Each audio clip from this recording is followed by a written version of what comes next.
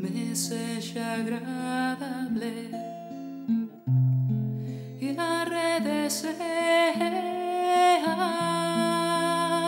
agonia e no sol porta tristura non me devore a tua ausencia ainda que acabe a vida o meu amor xa máis termina e alá onde quera que morra o meu corazón voará cara a terra e alá onde quera que morra alá onde quera que morra o meu corazón voará cara a terra. Penso en ti e camiño sombras de bidueiras no salgueira lasolagado. Penso en ti e camiño sombras de bidueiras no salgueira lasolagado.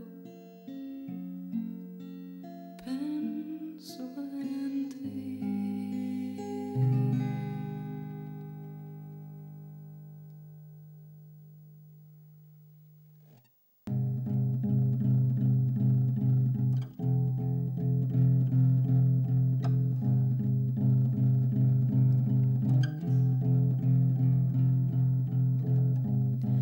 My baby's a pancake, and I hate pancakes. My baby's a pancake, and I hate pancakes. The magic is a game. His magic is a tale. His magic is in his eyes. Only when he's on a high. My baby's a pancake, and I hate pancakes. My baby's a pancake, and I hate pancakes. His magic is a game. His magic is a tale. His magic is in his eyes. Only when he's on a high. Pancake. Fucking pancake.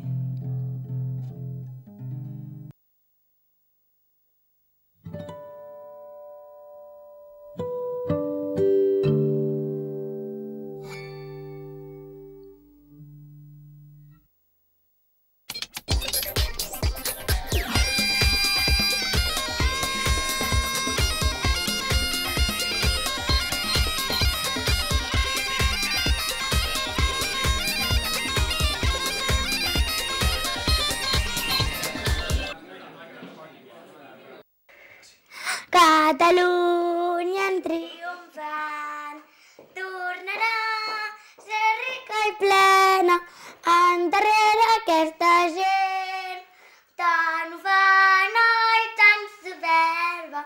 Bon cop de fals defensors de la terra. Bon cop de fals. Ara és l'hora, els segadors. Ara és l'hora d'estar alerta per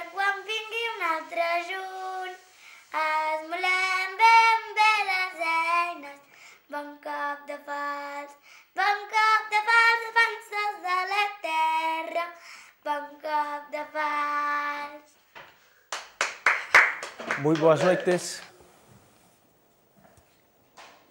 Moi boas noites, son as 10:24. Queremos pedirvos desculpas en primeiro lugar pola tardanza de hoxe, tivemos algúns problemas técnicos para a emisión en directo. Irmandade TV, a semana pasada estivemos en Cataluña despois do anuncio do presidente Artur Mas xunto con 4 partidos catalanes da data e das 2 preguntas para a consulta do 9 de novembro de 2014. Acompáñame hoxe para falar de Cataluña e tamén de Galiza, Néstor Rego, militante do BNG, membro da súa executiva. Moi boa noite. Hola, boa noite. Obrigado. Tamén está comigo Luís Eiré Palleiro, da Permanente da Nova. Moi boa noite, Luís. Boa noite. Néstor, por comezar contigo, que foi a primeira cousa que se che pose pola cabeza, a primeira cousa que pensaches cando viches o anuncio da consulta?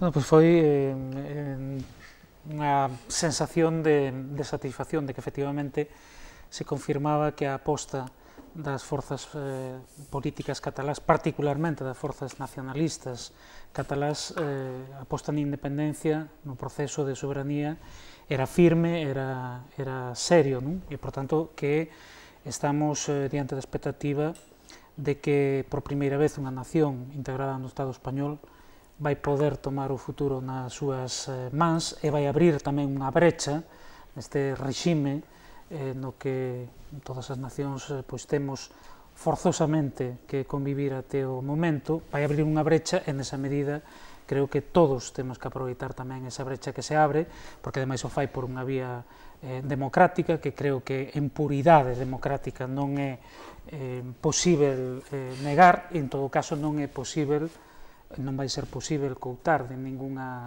maneira, non deixa de sorprender precisamente a reacción das forzas políticas, podemos decir, dos administradores do réxime político español, PSOE, Partido Popular, o PID, Izquierda Unida, todos en tromba contra esta decisión, pero creo que a vontade política do povo catalá é moi firme, moi clara, e non van poder parala, non? Luís, que pensaches ti? Vamos a ver, o primeiro que se me ocurriu, no que pensei, non é, evidentemente, non coñecía nin se iba a ser unha pregunta nin dúas, non me sorprendeu en canto a que se chegase a un acordo entre posturas tan distintas e confrontadas de partidos políticos catalás, unhos nacionalistas e outros non, porque eu tivera a percepción xa con motivo da diada que estuve ali, coa vía catalana, a percepción de que había un movimento cívico, un movimento social potentísimo que arrastraba, que ameazaba con arrollar a calquera que se quixese opoñer a eso.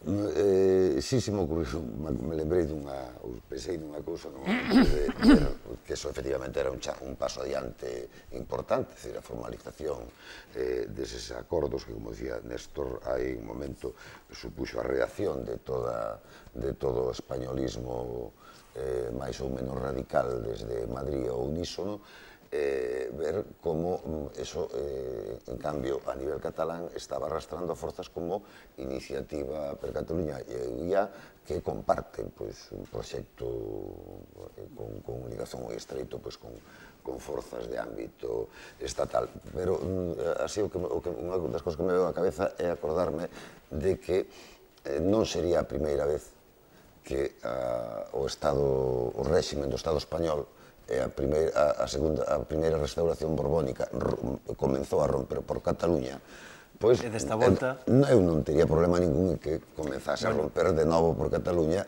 o final da segunda restauración borbónica, que penso que é polo que estamos traballando todos, polo menos desde a Nova.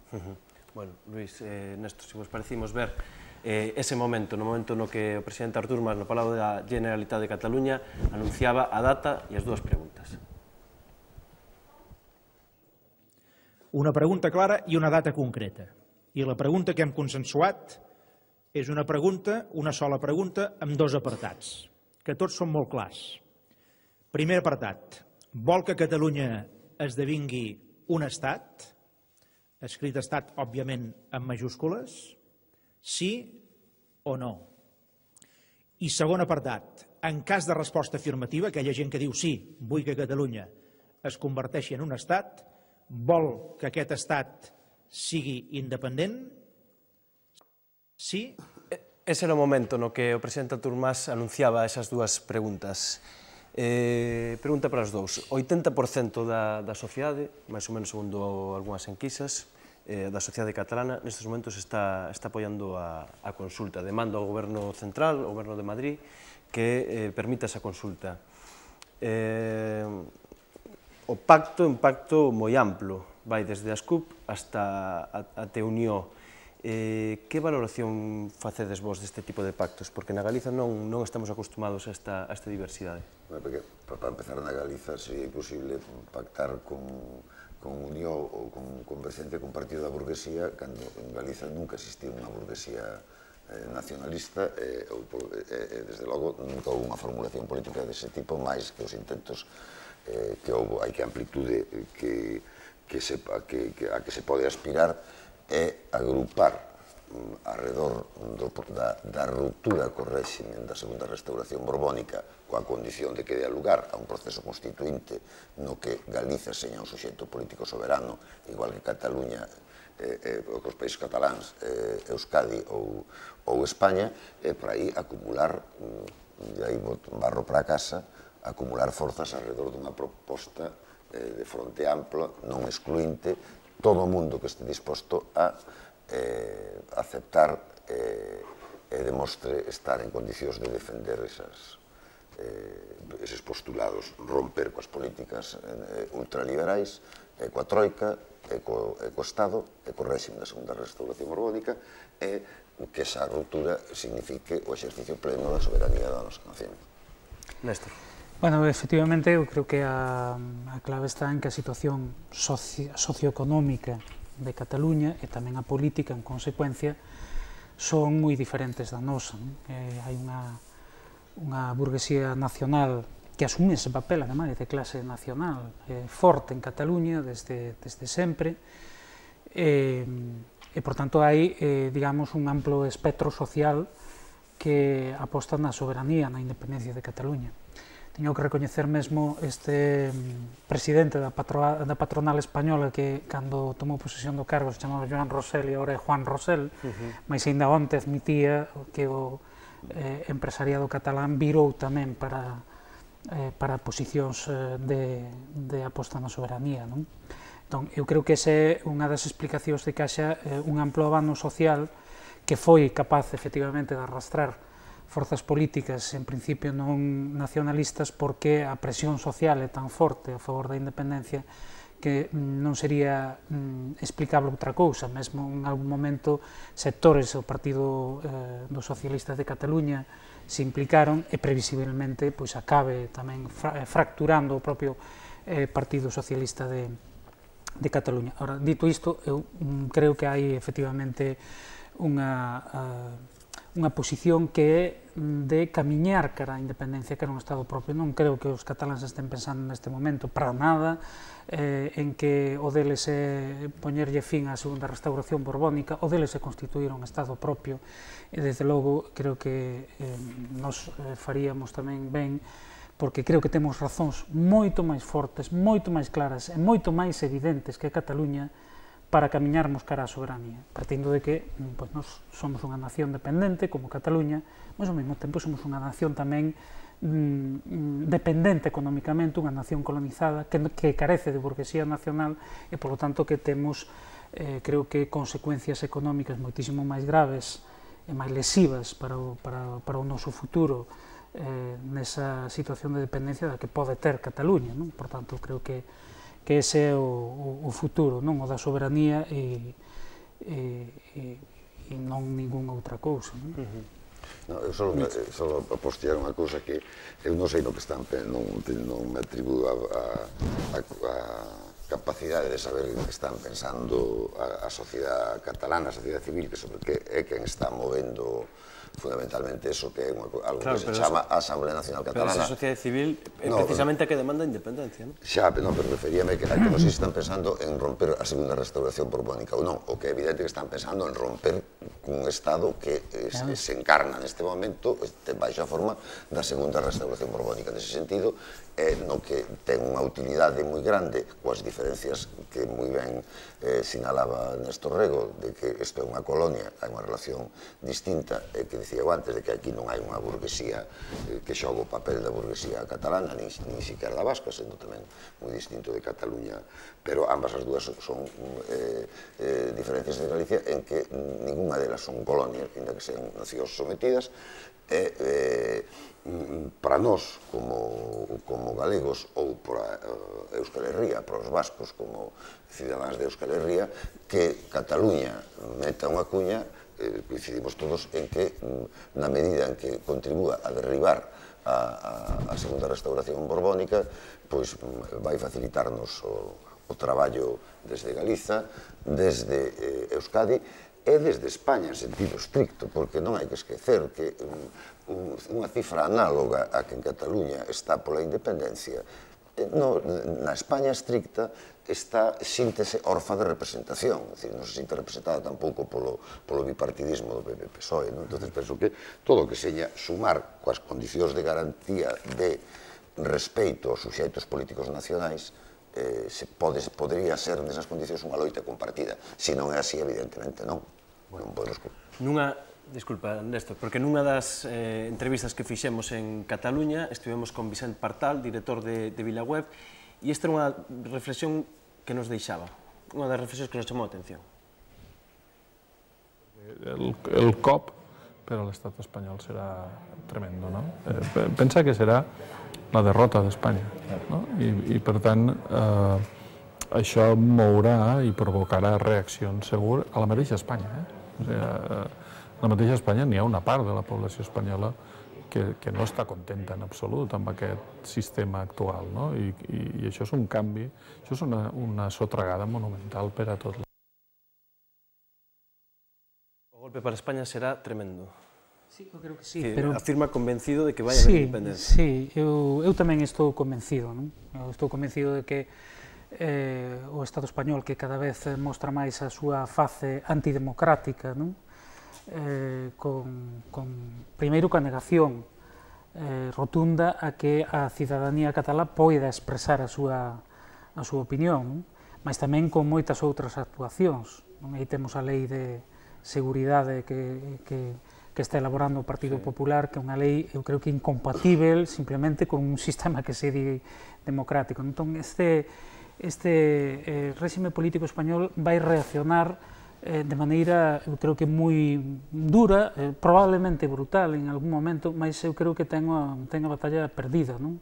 Porque cando hai unha determinación tan firme parece imposible, e ademais que se manifesta, insisto, por medios democráticos, non? Como é pois o de querer votar, e efectivamente hai moitos mecanismos para poder facelo, se o teñen expresado as forzas políticas cataláns, o referéndum pódese facer con ou sin autorización do goberno español, mas en todo caso, se non se fixese, tamén hai a posibilidade de eleccións plebiscitarias que non van poder negar, non? Por tanto, eu creo que vai ser efectivamente a derrota de España. E nese sentido era no que facía a intervención anterior, non? Eu tampouco son quen de interpretar a vontade política de Cataluña, mas podo facerme unha idea por todo o que estamos vendo e escoitando, non? E por o que din as propias forzas políticas cataláns. E o que parece evidente é que non están xa na fase do que sería esa terceira vía que en algún momento, na que ainda existe, por exemplo, o PSC, ou na que insiste con outras formulacións Durán e Lleida, non?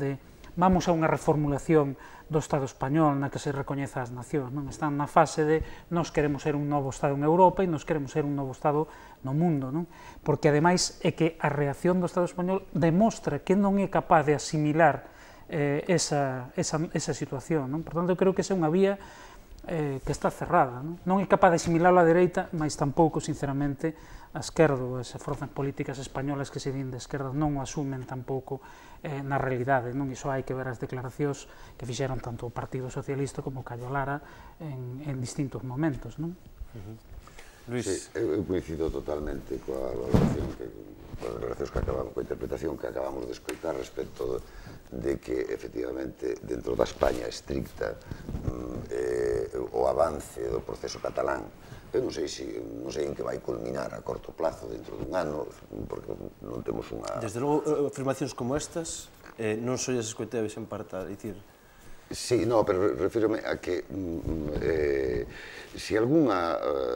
Eu teño as mesmas prevencións que Néstor, que temos todos os nacionalistas polas experiencias respecto da actuación histórica da esquerda española. A esquerda española sempre foi tan jacobina como a dereita española, pero se en algún momento hai unha ocasión de que entendan o que é ser unha colonia, como o que é ser un país sometido, é cando o Estado español quedou reducido a un protectorado, desde poñer eles desde o patriotismo constitucional, que falo do PP e do PSOE, desde o patriotismo constitucional, pois entregan a soberanía ao pago da débeda en primeiro lugar e por riba de todo, e iso é o que crea dentro da España estricta ese 80%, unha cifra análoga a que pode haber en Cataluña pola independencia, ou polo menos polo dereito a decidir, crea ese espacio que o que ocurre que neste momento é certo que se sinte orfo de representación, dependerá que atope unha expresión política ou ben a que determinadas organizacións políticas muden o necesario e recuperen a credibilidade ou sobre eso emerxerán suxeitos políticos novos que eu non renuncio como nacionalista galego a que eses suxeitos políticos que asuman realmente como expresión española estricta, que asuman realmente a plurinacionalidade, que me axuden a min a liberarme do réxime español e da relación colonial, no caso peculiar de Galicia, que sufrimos xa por centos de anos. Vindo un poquinho entón o país, que influencia credes que pode ter este proceso de Cataluña na Galiza? Tanto sobre as forzas políticas galegas como sobre o conxunto da poboación, porque ao final estamos sometidos, ben sexa por influencia española ou ben sexa por influencia catalana, estamos sometidos a este cruce. Eu penso que na sociedade galega pode haber unha influencia dupla e contradictoria, infelizmente. Creo que, por un lado, o españolismo máis recalcitrante vai utilizar, e que na situación do noso país ten moitos medios ao seu alcance, moitos altavoces, moitos medios de comunicación, vai utilizar o anticatalanismo de maneira aínda máis contundente que o vai facendo nos últimos tempos para reforzar a súa posición. Mas eu penso tamén que, por outro lado, a fractura que se abre no Estado español é moi forte, é moi grande. E nesa medida tamén vai supoñer un agravamento da crise do réxime político español. Eu creo que esa é unha situación que claro que nos temos que aproveitar. É evidente que nos temos que aproveitar unha deslegitimación que hai das institucións políticas españolas como non houbo nunca, comezando pola monarquía, unha desafección política moi evidente. Mas, ao mesmo tempo, eu creo que iso temos que facelo apoiando nas propias forzas. Non vamos, desde logo, me parece que sería un erro por parte de forzas nacionalistas pensar que non temos capacidade por nós sós para sair adiante e entón que nos van a axudar a esquerda española. A esquerda española non nos vai axudar en absoluto. Podemos, momentáneamente, confluir en algúns intereses no que ten a ver precisamente con esa crise do réxime político español. Pero se algo demostra o proceso de Cataluña é que se construiu sobre a confianza nas propias forzas. Sobre a confianza nas propias forzas. Porque mesmo aquilo o que Luís fai referencia como forzas con vinculacións coa esquerda española, hai que lembrar que son forzas que tiveron sempre, digamos, un grao de actuación autónoma moi elevado, que na práctica son organizacións políticas catalás federadas con organizacións españolas, cousa que non acontece en Galiza, non? Esquerda Unida en Galiza, creo que todos o sabemos, non é que non teña ninguna autonomía, é que ni siquiera ten personalidade xurídica propia, non? Sabe o ben Eiré que cando asinaron a coalición con a coalición de Ague, quen veu asinala foi un diputado de Madrid, en nome de Izquierda Unida, porque Esquerda Unida non ten personalidade xurídica propia. Entón, a situación é moi distinta. Eu creo que nós temos que confiar nas propias forzas e sobre esa confianza é que podemos construir un futuro diferente de liberdade para o noso país. Vou vos pedir un poquinho máis de brevidade os dous. Que influencia pode ter o proceso catalán sobre o noso país? Creo que o que nos convén analizar é non tanto a influencia nas forzas políticas existentes como na sociedade.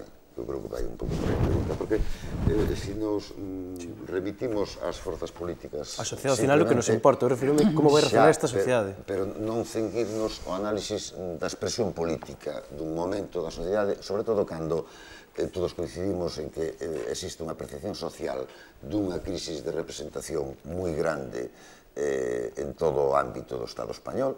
É certo que en Cataluña conseguiron a través da Asamblea Nacional Catalana e dun proceso de consultas do que se ría moita xente hai 2 anos.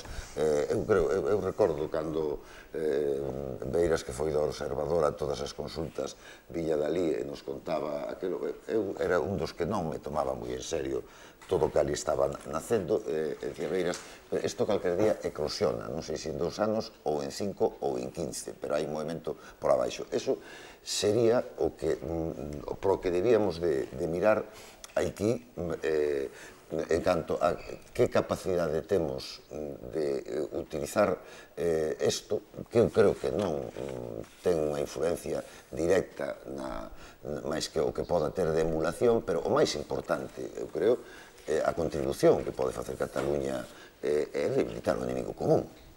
Eso é a contribución fundamental. Entonces, por eso, nese sentido, desde o noso punto de vista, creo que debería ser compartido por todos, calquera que este disposto a debilitar o enemigo común sin condicionarnos o noso futuro, con garantías de que non nos condicione o noso futuro, non estamos en condicións, non estamos sobrados de forzas na Galiza, moito menos se restringimos as organizacións políticas. As organizacións políticas seremos incapaces de cambiar a relación co Estado se non somos capaces de mobilizar o conxunto da cidadanía. Entón, nese sentido, eu creo que non podemos excluir a ninguén porque este inscrito ou non no rexistro de partidos políticos, sobre todo se ten plazo para inscribirse.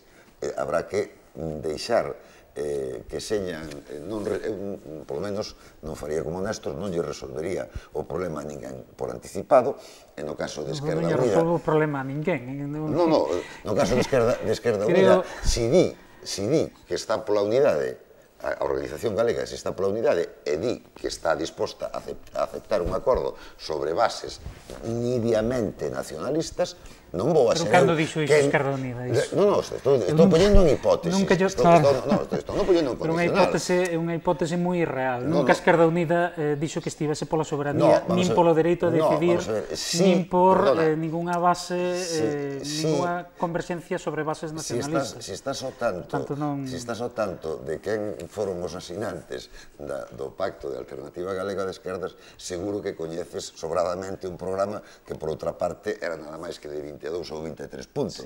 E non dos puntos eu quero lembrar que di tamén na acción institucional a loita pola liberación nacional e social de Galiza. Se iso non significa nada, eu creo que si significa. Que ocorre? Que os pactos no papel hai que conseguir que se materialicen na práctica. Como se materializan na práctica? Pois poñéndonos todos no brete de verificar as cousas. Nada máis que eso. Unha das cuestións que nos comentaba moita xente en Cataluña é que a sociedade civil era que movía este proceso, non eran os partidos políticos. Moitas veces desde os medios de comunicación do Estado insistes en que se Artur Mas está nunha fuxida cara adiante, en que se Junqueras é que realmente quen goberna, e parecía unha valoración bastante extendida, tanto por parte de dirigentes políticos, como de xornalistas, como de líderes sociais, que é a propia sociedade civil a que move o proceso en Cataluña. Por que non existe un debate político no noso país a respecto da independencia, de ter un Estado ou de adquirir cotas de soberanía? Bueno, se dixemos que a situación é moi distinta, pero tamén é verdade que se hoxe a sociedade en sentido amplo a que se está movendo, este é un proceso que foi impulsado desde hai moito tempo e articulado desde hai moito tempo polas forzas políticas nacionalistas, que apostaron desde sempre na independencia, particularmente a Esquerra Republicana de Cataluña, e que, digamos, o propio calado desa mensaxe na sociedade catalá e tamén a agudización en algúns aspectos, digamos, das contradicións con España levou a que Converxencia, non tanto Unión, evidentemente, pero si Converxencia, se decantase dese lado. Hai que lembrar que polo medio houve un proceso que non se deu infelizmente en Galiza, a pesar de que o BNG o intentou no seu día, que foi o Estatuto da Nación. O Estatuto, foi o Estatuto de Cataluña. Un Estatuto que é aprobado no Parlamento de Cataluña, pola inmensa aprobado pola 90%, pola inmensa maioría tamén da sociedade catalá, e que é recortado polo Tribunal Constitucional. Primeiro é recortado xa polo goberno español, daño un primeiro corte, e despois aínda de ser aprobado polo Tribunal Constitucional.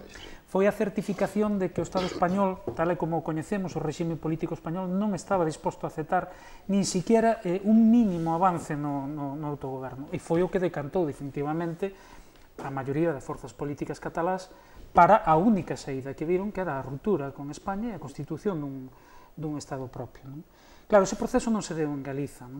E como digo aquí, temos, eu creo que razóns máis que sobradas e moito máis evidentes tal vez que as de Cataluña para ir nesa dirección.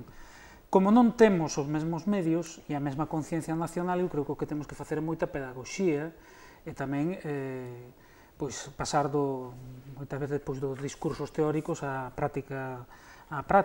E creo que está moi ben falar de que se hai que unir, pero creo que efectivamente iso tamén se debe verificar na práctica. Por exemplo, en Galiza naceu hai uns meses unha iniciativa social ampla que pretende lanzar ese debate na sociedade galega, que é Galiza pola soberanía, como un movimento plural no que todo o mundo que quixese pode estar. Hai militantes de distintas organizacións, do BNG, do NOSUP, de Causa Galiza, tamén hai algúns militantes da Nova, algún de Compromiso, pero mentre as forzas políticas como as que acabo, como BNG, NOSUP ou Causa Galiza apoiaron esa iniciativa, non fixo o propio Nova e non fixo o propio Compromiso por Galiza, cando realmente, e ademais con un argumento un pouco incomprensible.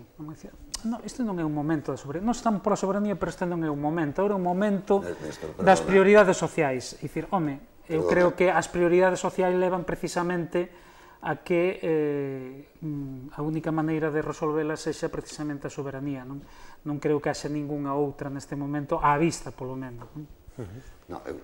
Quería dicirse unha brincadeira, e é que digo, non axuda moito a que estas plataformas cívicas se instalen, funcionen e a xente crea nelas cando se pon en marcha unha plataforma dese tipo, como ti dixeche, con un contingente importante de militancia do BNG, tamén de outras organizacións políticas, incluído a Nova, non te desminto ningún extremo deso, pero me parece que a 1 de setembro, cando o Galiza pola soberanía está decidindo que facer, vai unha organización política e pola súa conta convoca unha manifestación na defensa da soberanía. Pero, brincadeira aparte, terá que ver iso? Bueno, eu creo que sí, ten que ver, pero... Non ten que ver en absoluto. De alentar ou non, alentar a sociedade civil ou a veces pollerlle pedras ou facer cousas que a xente que se está movendo interpreta que son pedras. De todas maneiras, eu creo que... Permíteme só unha aclaración. non deixa de ser curioso que te ergas ti ahora en valedor de Galiza pola soberanía. Non ergo valedor. Unha organización política ten sempre, e debe ter sempre, a liberdade para convocar as mobilizacións que considere oportunas. Néstor, poño simplemente... Creo que a manifestación do 15 de setembro que convocou o BNG, todo o mundo entendeu que era a manifestación do 25 de xullo que infelizmente non se puido facer nesa data e, por tanto, non interferiu en absoluto no proceso, digamos, unitario e amplo de Galiza pola soberanía. Eu, en todo caso, como este é unha iniciativa na que hai militantes do BNG, de outras organizacións, pero no que a maioría das 200 persoas que a impulsaron son independentes, non son militantes de ninguna organización, en todo caso, home, eu, como unha das persoas que participo aí, e sin atribuirme ningunha responsabilidade, porque son máis, pero co coñecimento de que a intención de Galiza pola soberanía é que todo o mundo que poda coincidir na defensa da capacidade de Galiza de decidir. Non fagas trampa que non estou cuestionando a intención de Galiza pola soberanía. Non, digo, que como coñezo, pois, home, permítome facer desde aquí un chamado a que a Nova aposte tamén decididamente no apoio da plataforma. Este presentador vai tomar a palabra agora. Agora que se está falando de Galiza pola soberanía, non é o momento, visto este análise, porque máis ou menos as dúas forzas coinciden en que estamos nun fin de réxime, en que isto non dá máis de sí. Non é o momento, visto de Cataluña, de que a Nova se suba a este debate soberanista tamén? Non, a Nova non ten que subirse ao debate soberanista porque a Nova, desde a súa Asamblea Constituinte, proclámase como defensora da autodeterminación e da soberanía plena deste país e incluso con a soberanía coas vertentes todas, estou indo as accións, especialmente coa soberanía popular, indo das accións e indo a Galiza pola soberanía. A mención que antes fixen a Galiza pola soberanía non é, evidentemente, que eu me queira erixir aquí en valedor desa plataforma que non necesita seguro da miña defensa. O único que estaba transmitindo é o que a min me causou de sorpresa cando, pois, na segunda quincena de agosto, temos unha reunión con eles onde nos piden que nos incorporemos máis activamente e nos valoramos eso como positivo inmediatamente, pasan 8 días e aparece anunciada unha manifestación do BNG, pero non tiña máis sentido que eso o que eu sinalaba. O que quería dicir respecto da pregunta anterior da situación de Cataluña e da cantidad de xente que está pola soberanía, eu creo que aquí tampouco debemos de ser pesimistas nunha cousa, porque unha cousa é a conciencia política e o peso político das organizacións e a ideoloxización da sociedade e que a xente se autoidentifique como nacionalista ou soberanista, e outra cousa é un factor que tampouco é sorprendente, pero que penso que hai que sinalar, que se cando lle permitas a xente que está pola soberanía, pois te sale unha cifra de menor do 20%, cando a pregunta é se consideran que na situación actual Galicia debe ter máis capacidade de decidir sobre os seus propios intereses, sale unha cifra rondando o 70%, o 69%. Entón, aí ao mellor o que temos que facer autocríticas ás organizacións políticas que non estamos sendo capaces de trasladar ese sentimento de demanda de capacidade de decisión a unha expresión política, non estamos sendo expresións políticas eficientes, e non, digo, como responsabilidade partillada de todas as organizacións políticas. Entón, nese sentido, é polo que a Nova intenta anovar, corremos riscos, e por eso insistimos en que neste momento non poñamos condicións previas a ningún, poñamos condicións suficientes que garanticen que quen entre aí entre en serio, pero que entrar nunha unidade e que non só se restrinxa a organizacións políticas, sino que se amplíe tamén a movimentos cívicos, a movimento sindical, que é importantísimo, que non o teñen as outras nacións do Estado, nin Cataluña nin Euskadi teñen un sindicalismo nacionalista comparable ao de Galiza. Entón, o que tampouco non é facer vitimismo global de Galiza, senón a responsabilidade fundamental está nas forzas nacionalistas galegas e, sobre todo, que non partimos de ter 30 anos ou 30 e pico anos de goberno nacionalista, aínda que fora de dereitas, polo que decías de antes, comparto eu, de que non hai unha burguesía catalana, e hai quen gobernou durante os anos que levamos de autonomía, gas 2 anos do tripartito e 4 anos incompletos, me parece, de bipartito, foi o Partido Popular, que hoxe claramente xa é fascismo ou neofascismo, como queramos chamarlle. Mencionabas con toda razón antes a lei de seguridade cidadán, ou como se chama esta que están facendo, a reforma do Código Penal. En ese sentido, que quero decir que tampouco hai garantía, non quero ser optimista de pensar que é inexorable que o proceso catalán triunfe. Eu creo que hai que poñer o optimismo da vontade, pero o Estado é moi potente e eu creo que é o momento de ir todos a unha, empuxar tamén desde Galiza, empuxar desde Euskadi e mirar que parteners temos para que empuxen tamén ese 80% de cidadáns españois que están contra a segunda restauración borbónica, mirar ámbitos que non nos hipotequen, que manteñan algo fundamental, que é a autoorganización que partillamos como nacionalistas, seguro que é máis eu, a autoorganización política e social do país. Que se nos vai o tempo, Néstor, que temos que pasar por... Sí, pero hai unha cuestión. A mí o que me gustaría, por iso dicía antes que había que pasar do discurso á práctica. A mí o que me gustaría é saber cal é a posición de Anova. Infelizmente ainda non o sei, porque eu estou escoitando unhas cousas a Luís que non se corresponden coa práctica da Anova. E máis, eu teño escoitado outro discurso de Anova, e non hai tanto. Eu estuve recentemente, hai uns meses, poucos meses, por volta do verán, nun debate sobre esta cuestión da soberanía con Martiño Noriega e con Xoán Bascuas. E claro, o que dicía ali Martiño Noriega era que non era un momento de reclamar a soberanía, que agora había problemas sociais.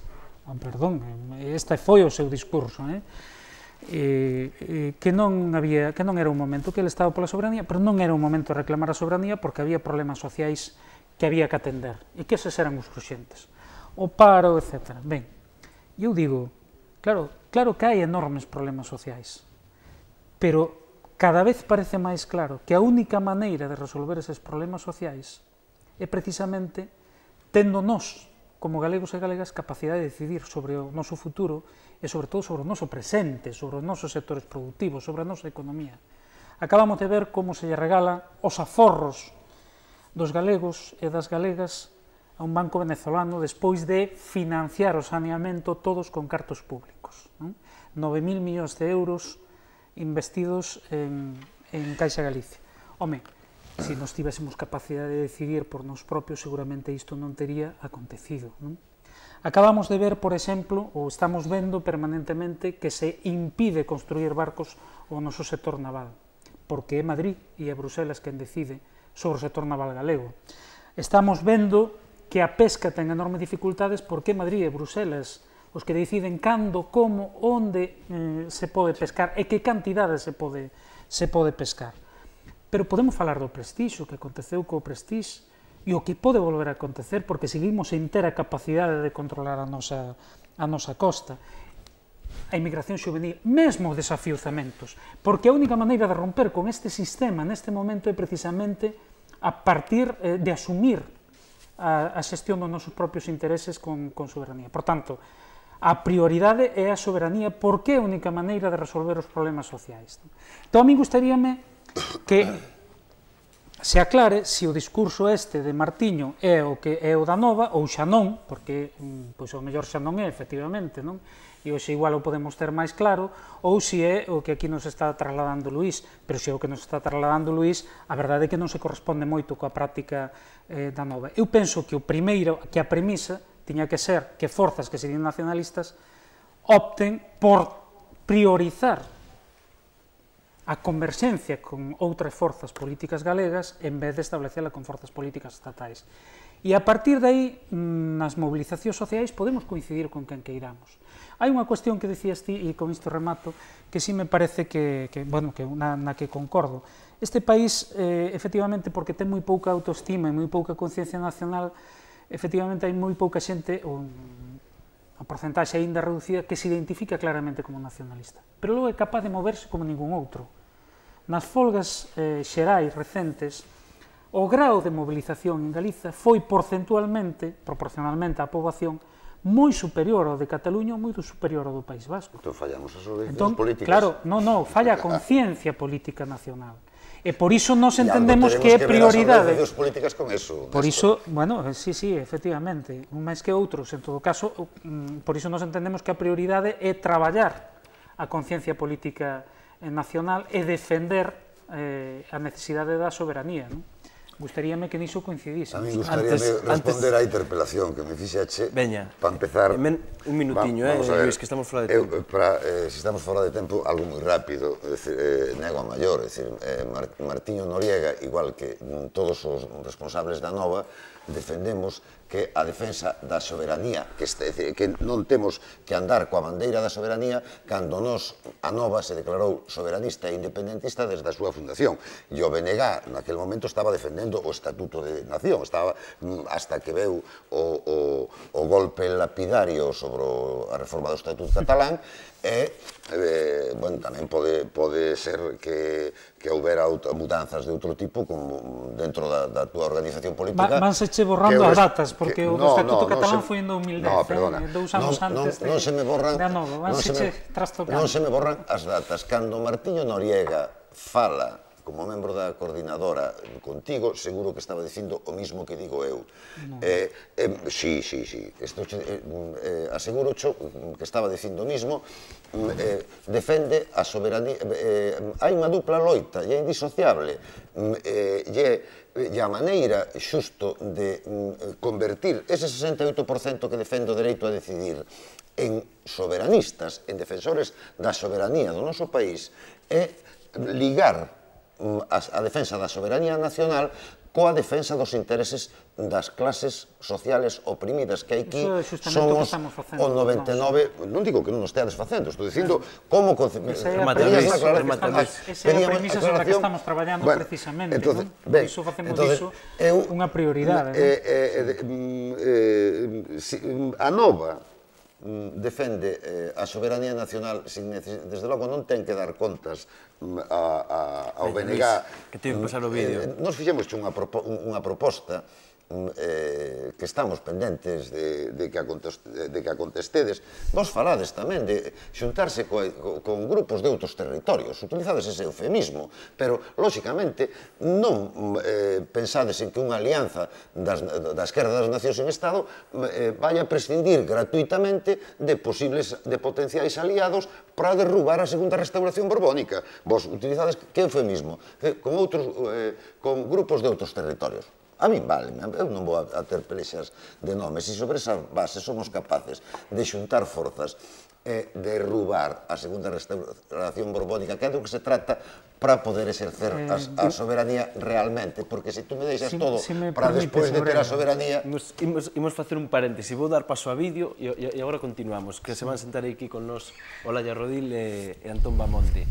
Imos ver un anaquiño pequeno do que foi o acto de Esquerra Republicana e fundamentalmente do discurso de Oriol Junqueras.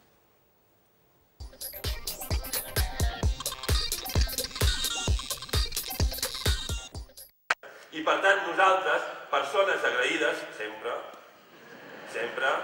cada dia donem les gràcies a aquesta fàbrica d'independentistes que la nostra aspiració legítima és que tots aquests demòcrates tinguin l'oportunitat de votar i tinguin l'oportunitat de votar també per la independència del nostre país. I no podíem renunciar-hi de cap manera. No podíem renunciar de cap manera que a la pregunta tinguéssim l'oportunitat de votar sí o no a l'estat independent, a la Catalunya independent, perquè si renunciàvem ara era molt difícil recuperar aquesta oportunitat.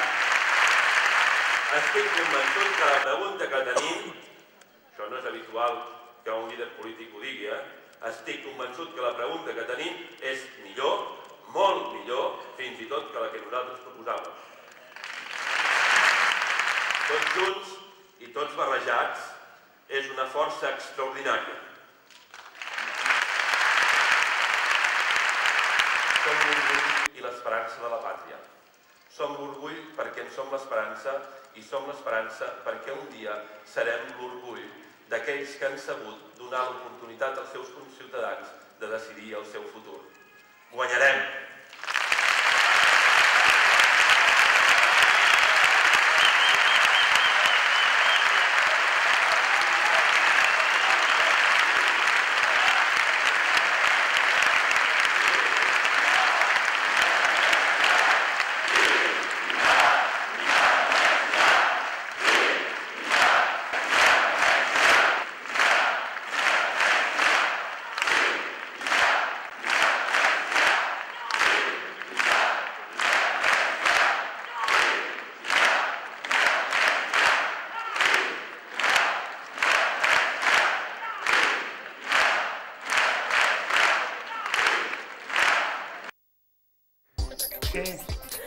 Cinco segundos.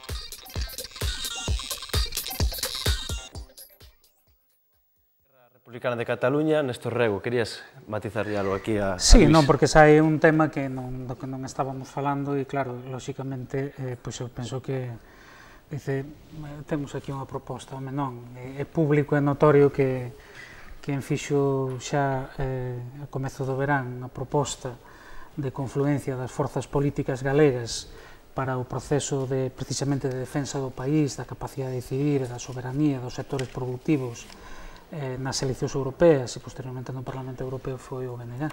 Infelizmente, estamos aínda á espera... Non hai problema ningún deixar que as fosas primeiro. Non, pero non é o problema de quen foi o primeiro. É público e notorio que o BNG fixo esa proposta públicamente en dúas reunións e a realidade é que a estas alturas a Nova non contestou. A mellor non contestou porque non sabe que facer, porque está aínda inmersa nun debate sobre o que quere facer de cara ás eleccións europeas. E, por tanto, eu creo que o primeiro que terá que acontecer é que a Nova decida se quere ir cunha forza política española ou se quere ir nunha coalición de forzas nacionalistas. Nesa medida, a posición do BNG é clara, a posición do BNG é clara, inequívoca e, desde logo, mantense aberta, non? Non sei se son eses os motivos que levan a dimisións en Anova. En todo caso, a nos o que nos gustaría é que este país tivese nas eleccións europeas a potencia suficiente como para que os seus intereses estivesen xustamente representados, confiando nas propias forzas sobre o principio de autoorganización, porque o único que garante precisamente que esa defensa dos intereses de Galiza é inequívoca e non está sometida a ningún outro, como pois xa temos comprobado máis de unha ocasión. Boas noites, Antón. Boas noites. Estamos tendo aquí un debate animado entre Néstor e Luís. Antes de darlle a palabra a Luís, vamos a escoitar un poquinho a Antón, a ver. A mí a verdade é que me resulta difícil saber por onde empezar, porque non sei se teño que empezar por este lado último ou por primeiro. De partida, dicir unha cousa. Eu estou nunha hiperesfera, digamos, que tan radicalmente diferente do discurso de Néstor e do discurso de Luís que, repito, isto me introduce unha especie de pequeno marco. Para empezar, polo tema catalán. Vamos a ver, eu sostiño a tesis de que Cataluña foi evocada a facer un órdago independentista que, na miña opinión, o que busca é un reaxuste do papel de Cataluña dentro de España. Creo que, sin embargo, como o futuro, como élite madrileña, en realidad, en este momento, é tan pouco inteligente nas súas respostas á situación de Cataluña, digamos que a situación de seguida pode ser indeterminada e que o impensable pode suceder. Creo que o máis probable, visto desde ahora, é que haxa, en fin, que a consulta non teña lugar, que haxa eleccións plebiscitarias, que tal vez alguén saia na presidencia do Palau da Generalitat declarando independencia ou algo así, e que se produzca unha situación a húngara, en 1968, que decir, donde aparezca a Guardia Civil ou algo parecido, ou alguna variante do tanque, e entonces estaremos en outra fase que xa, digamos, a da internacionalización do conflicto, porque en ese caso teremos que saber, a pregunta que eu me faigo é cal sería a actitud da Unión Europea e tamén do universo anglosaxón ante unha situación na que un pobo escolle uns gobernantes por procedimentos inequívocamente democráticos e o Estado do que ese pobo forma parte, digamos, simplemente nin tan sequera establece algún camiño de negociación.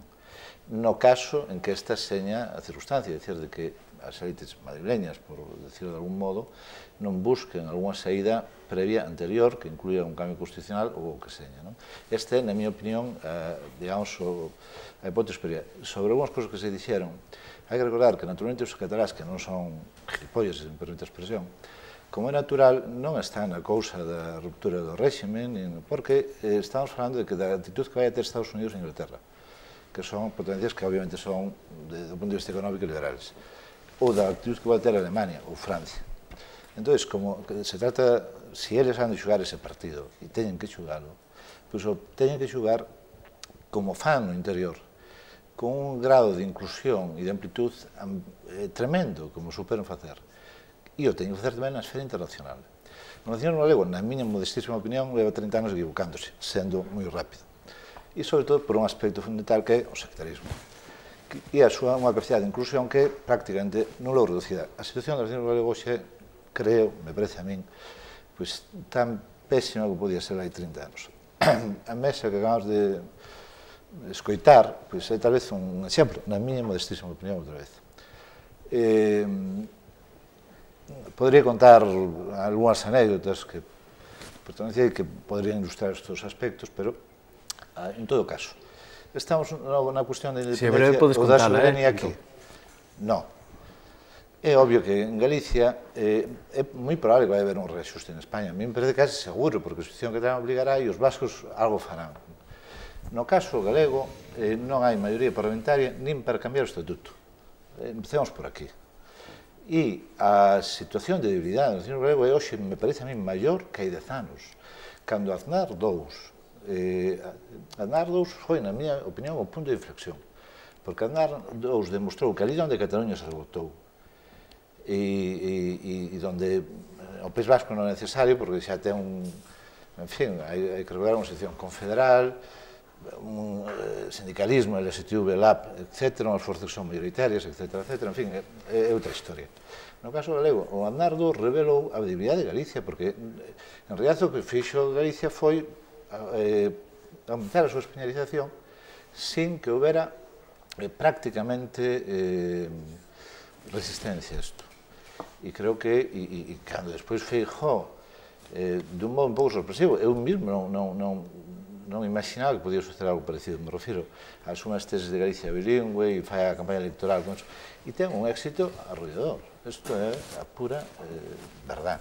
E sigue, aparentemente, tendo, porque dices, non deixa de ser sorprendente que con unha crise tremenda, con unha contestación social fortísima, efectivamente, porque a movilización na rúa é enorme, sin embargo, hasta onde sabemos, sigue tendo maioría electoral a día de hoxe. Bueno, as enquisas a mí me dicen que en todo caso están aí, a unha diferencia dun diputado.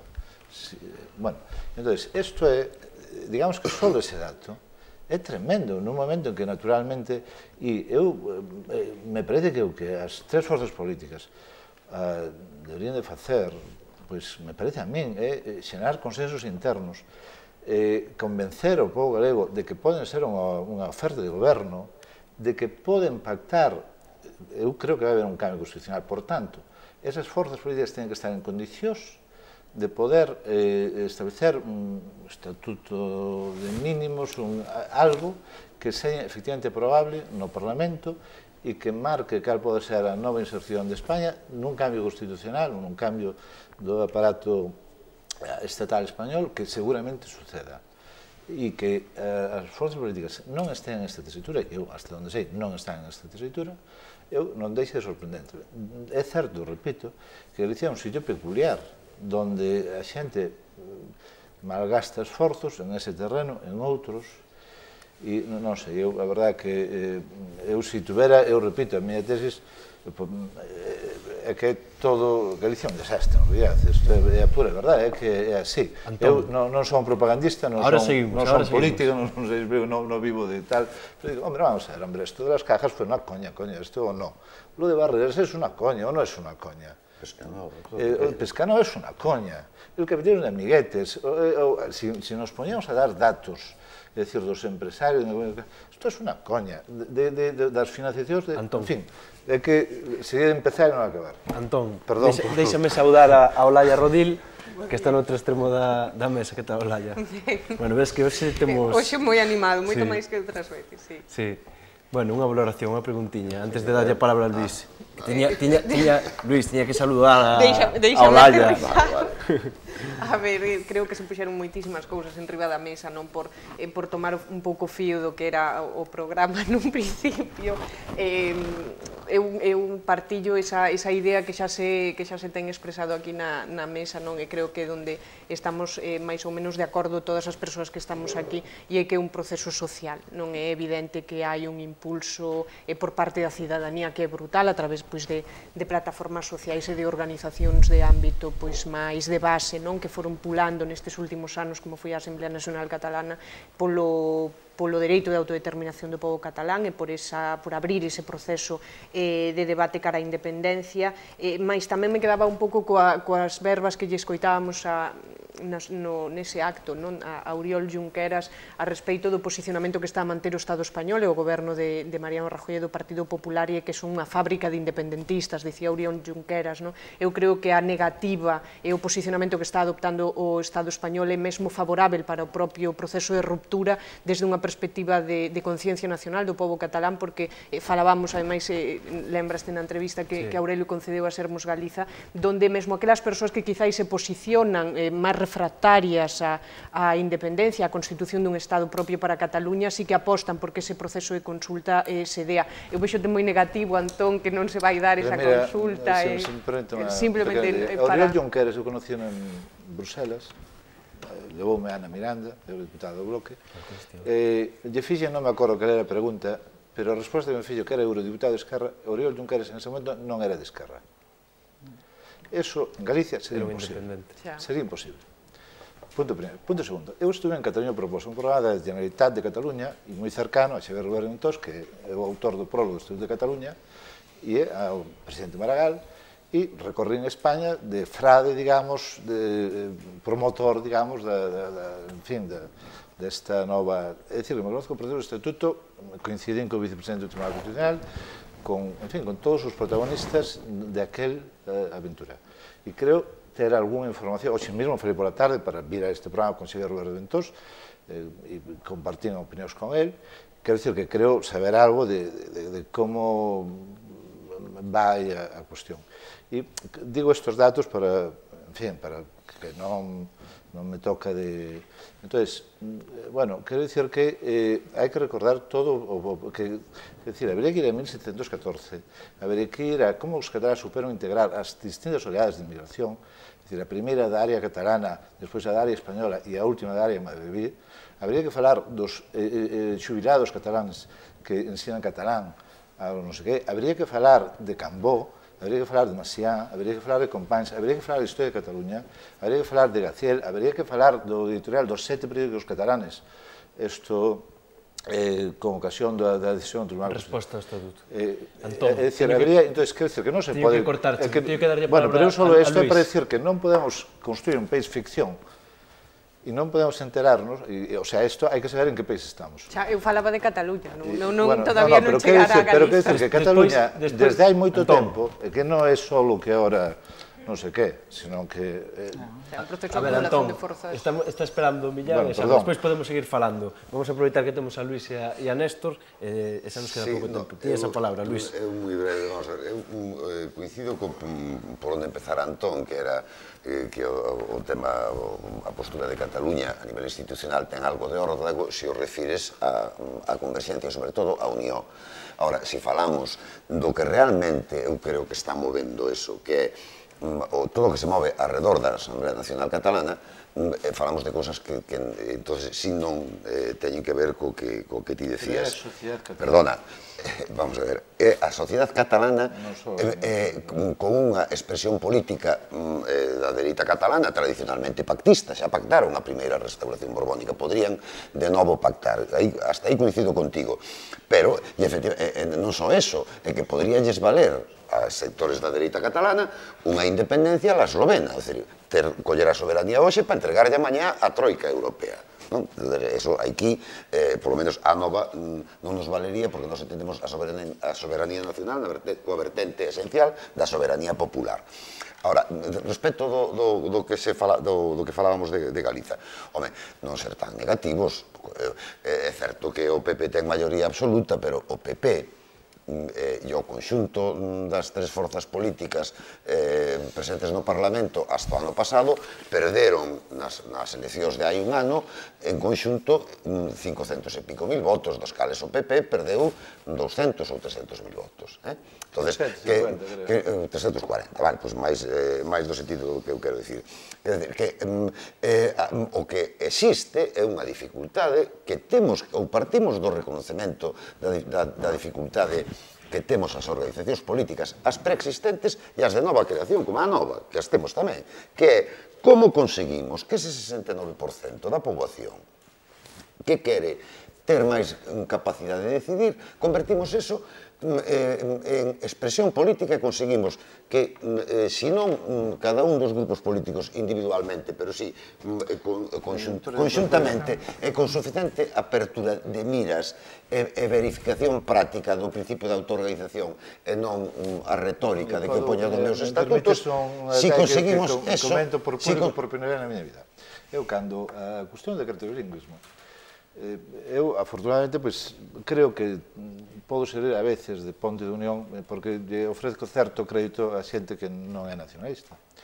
Entón, se dá a circunstancia que en aquel momento, en fin, con persoas que pertenecían ao Partido Socialista, a Comisión Obreiras e o UGT, eu lle propuxen a Carlos Aymerich concretamente, e que non, espero que non o negará, isto, a posibilidade de facer unha manifestación contra o que propoña Feijóo, isto é convocada por todos, é dicir, por partidos de este, por comisións, por o GT, a CIGA e o Bloque.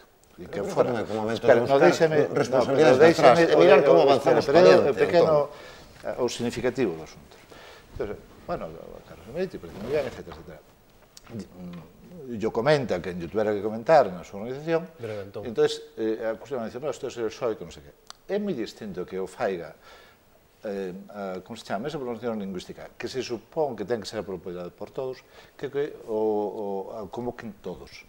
Bueno, esta é a política que se fixo aquí nos últimos 20, 30 anos, na miña modestísima opinión. Por este camiño, unha cosa nada máis. Se non apostáramos polo futuro, nós non teríamos... A ver, aquí este presentador é o que presenta, é un primeiro lugar, que a mesa entenda. Gustaríame dicir algo. Voulle dar 20 segundos a Luis e 30 segundos a Néstor, e despois continuamos. Eu xa non digo que, repito, Antón, por favor, Luis, vou poñer así. Las cajas de Galicia, me cago en la... A única persona, eu agora estou... Antón, que agora temos máis tempo. Espera, pero un momentito. As caixas galegas que ahora todo o mundo le retira la cosa en Méndez, le retira a cosa a Galloso, consultes de las hemerotecas. Váyase a ver a quién le hizo la menor crítica en los 20 últimos años pasados. Los primeros artículos que yo sé, pero los escribí yo, diciendo que había que no, en aquel momento todavía no se sabía... Pero que Xavier Ebeiras sí yo fixeron. Bueno, revisa as hemerotecas, querido amigo. A ver, vamos a organizar isto un pouco. Vai a ir agora. Luis, vai a ir agora. O que quero mencionar, é que eses poderes... Antón, Lucho, por favor. Vamos a ver, Luis, eu só quero dicir dúas cousas. Se nos poñemos a mirar por que non se fixo unha manifestación en non sei que momento, eu creo que non avanzamos nada. Eu creo que, vamos a ver, a Nova aposta polo contrario. A Nova non tería arriscado o que arriscou como organización nacionalista, como un proxecto estratégico a medio plazo, coaligándose con Esquerda Unida, se non pensáramos que a coalición con Esquerda Unida podería contribuir a crear espacios de colaboración. Do mismo xeito se non apostáramos porque as cousas poden mudar, obviamente, a 1 ano e medio dunha escisión de termos extindido do BNG, non estaríamos falando co BNG como levamos falando meses.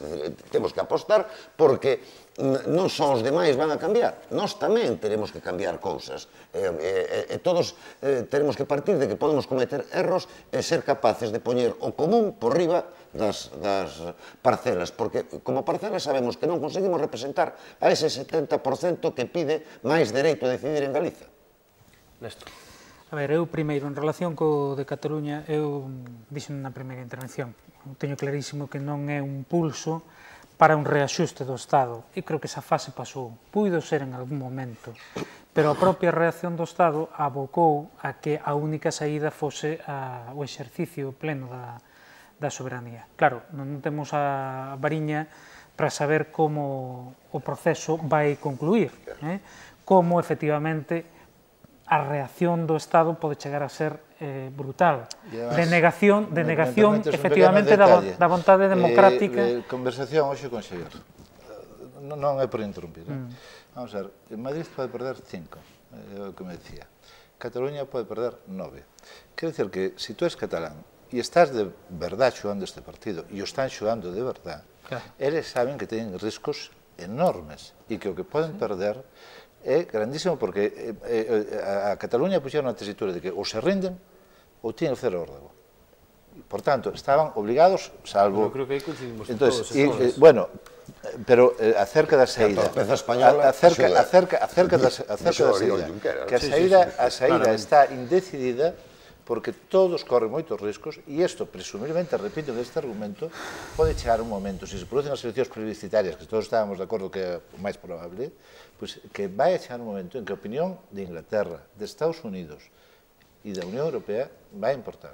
É que pasa unha cousa, é dicir, que eu creo que para alén do que acontece en Cataluña, mas sobre todo, se iso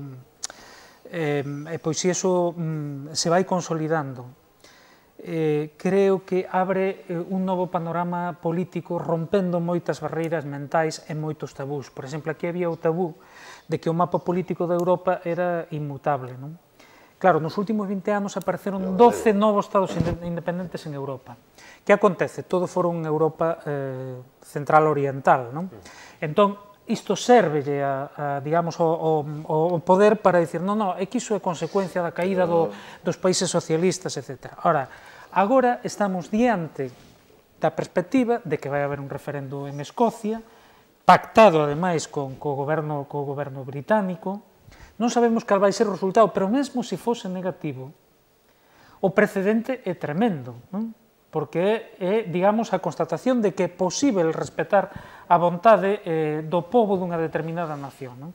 Vai haber un referendo en Cataluña ou eleccións plebiscitarias e previsiblemente vai acabar habendo un proceso similar en Flandres, non? Por tanto, cae tamén esa barreira mental de que non é posible mudar o mapa político de Europa occidental. É o principio democrático. Perdón, gustaríame dicir unha cousa de Galiza a propósito do que dixo Antón. Dos puntos. Unha, que os cataláns insisten moito e fan ben en que hai que acentuar o principio democrático, porque é o que lle dá legitimidade ao proceso en Europa. Se non se acentúa ese principio, é dicir, se non se contrasta o dereito a decidir, o dereito a votar en Cataluña e a cerrazón española, entonces o proceso non ten futuro. Entonces eles teñen que ser moi escrupulosos, e de feito o son, estos sobre ese punto. E despois, repito, chegará o momento da actitud en que eso vai a traspasar as fronteiras de España. Bueno, non esquezamos o empobrecemento como motor da independencia en Cataluña e da liberación nacional e Luis, estamos absolutamente fora de tempo. Eu agradezo a Néstor e a Luis que estiveredes aquí. Penso que este debate dá para moitísimo, Poderíamos estar horas e horas falando disto. Afortunadamente, dá para moito este debate. Está Millán e Sara agardando por nós. É que estou un pouco nervioso porque é a primeira vez que se me descontrola tanto a mesa e aparte vía con tanta enerxía Antón. As gracias dou vos, eu polo menos a miña parte. Moito obrigado, Luis. Obrigado, Néstor. E imos ver un vídeo de Millán.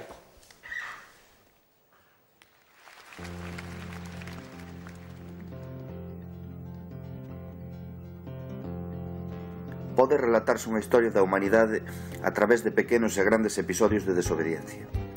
Desde o principio até hoxe, a evolución e construción permanente das sociedades políticas e dos povos tamén é unha historia de insumisión e rebeldía fronte ás arbitrariedades e injustizas.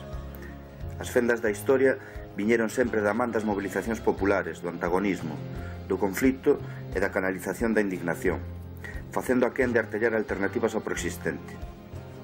Indignación, logo desobediencia, en algunhas ocasións mudanzas revolucionarias. Foron moitos os métodos e as fórmulas de desobediencia e desacato á autoridade as que deron saídas ás situacións máis graves de injustizas ou de falla de liberdades. Moitas batallas perdidas, pero tamén algunhas gañadas. Moitas por gañar. En todos os continentes, en todos os frentes, ao longo dos séculos. Loitas de emancipación social, nacional ou polos dereitos civís. Loitas para as maiorías sociais e xentes do común fartas dos privilexios. Ou tamén para aquelas minorías fartas do injusto e arbitrario, do autoritarismo e da represión. Loitas de individuos e tamén loitas de povos. Loitas de resistencia ao imperialismo, ao colonialismo ou a prol da igualdade entre xéneros. Tamén contra calquera outro xeito de sometemento e de explotación do home polo home, como a contra o esclavismo e a segregación racial. Finalmente, resistencias de todo tipo de abusos na procura da dignidade individual e colectiva, un combate sen tregua dos oprimidos fronte aos opresores en favor da súa liberación. A desobediencia é, pois, o motor da historia. Pode personificarse en individuos ou en líderes, ou ben diluirse nas comunidades. Pode ser pacífica ou non selo. Pero a desobediencia máis eficaz é aquela que troca multitudinaria e anónima, cando esta pertenece á multitude e corresponde a ela decidir rachar co pasado e repensar un mundo novo, baixo novas regras. É cando a desobediencia cobra sentido, cando gaña se fai lei. Mediante ela superáronse situacións que van do réxime feudal ao apartheid. Foi así como se construiu a loita pola independencia dos povos sometidos ao imperialismo. Foi tamén a maneira de lograr abolir normas discriminatorias e asentar novas ordes que pasaran páxina. Desobedecendo, contestouse a maquinaria perversa das guerras e invasións imperiais, desde o Vietnam a Irak. A través dela e da resistencia fíxose fronte ao fascismo nos anos 30 e 40 do século pasado, no Estado español, en Francia, en Italia e na Europa enteira. A desobediencia foi a que provocou a instauración de gobernos progresistas en Latinoamérica que racharon coas institucións do neoliberalismo salvaxe e permitiron albiscar unha saída digna para as maiorías e minorías culturais analfabetas e que nunca contaran, as clases populares. Hoxe, como a onte, é a mellor arma para afrontar un escenario de suspensión democrática e empobrecemento masivo que desposúe aos individuos dos atributos de cidadanía e convérteos en súbditos das corporacións e dos poderes financeiros, gobernados a través duns representantes que toman decisións contrarias aos intereses dos máis, centrados en autoprotexerse e autorregenerarse. De Portugal a Grecia, do Estado español e as nacións que integran as clases populares do corazón de Europa, do sur de Europa ao Sáhara e Palestina, da Cataluña desobediente que loita polo seu dereito á libre determinación ao noso propio país. Desobedecer hoxe consiste en oporse aos novos vellos mecanismos de explotación e tamén imaginar, soñar e construir alternativas a un capitalismo que derrubou a democracia xa limitada.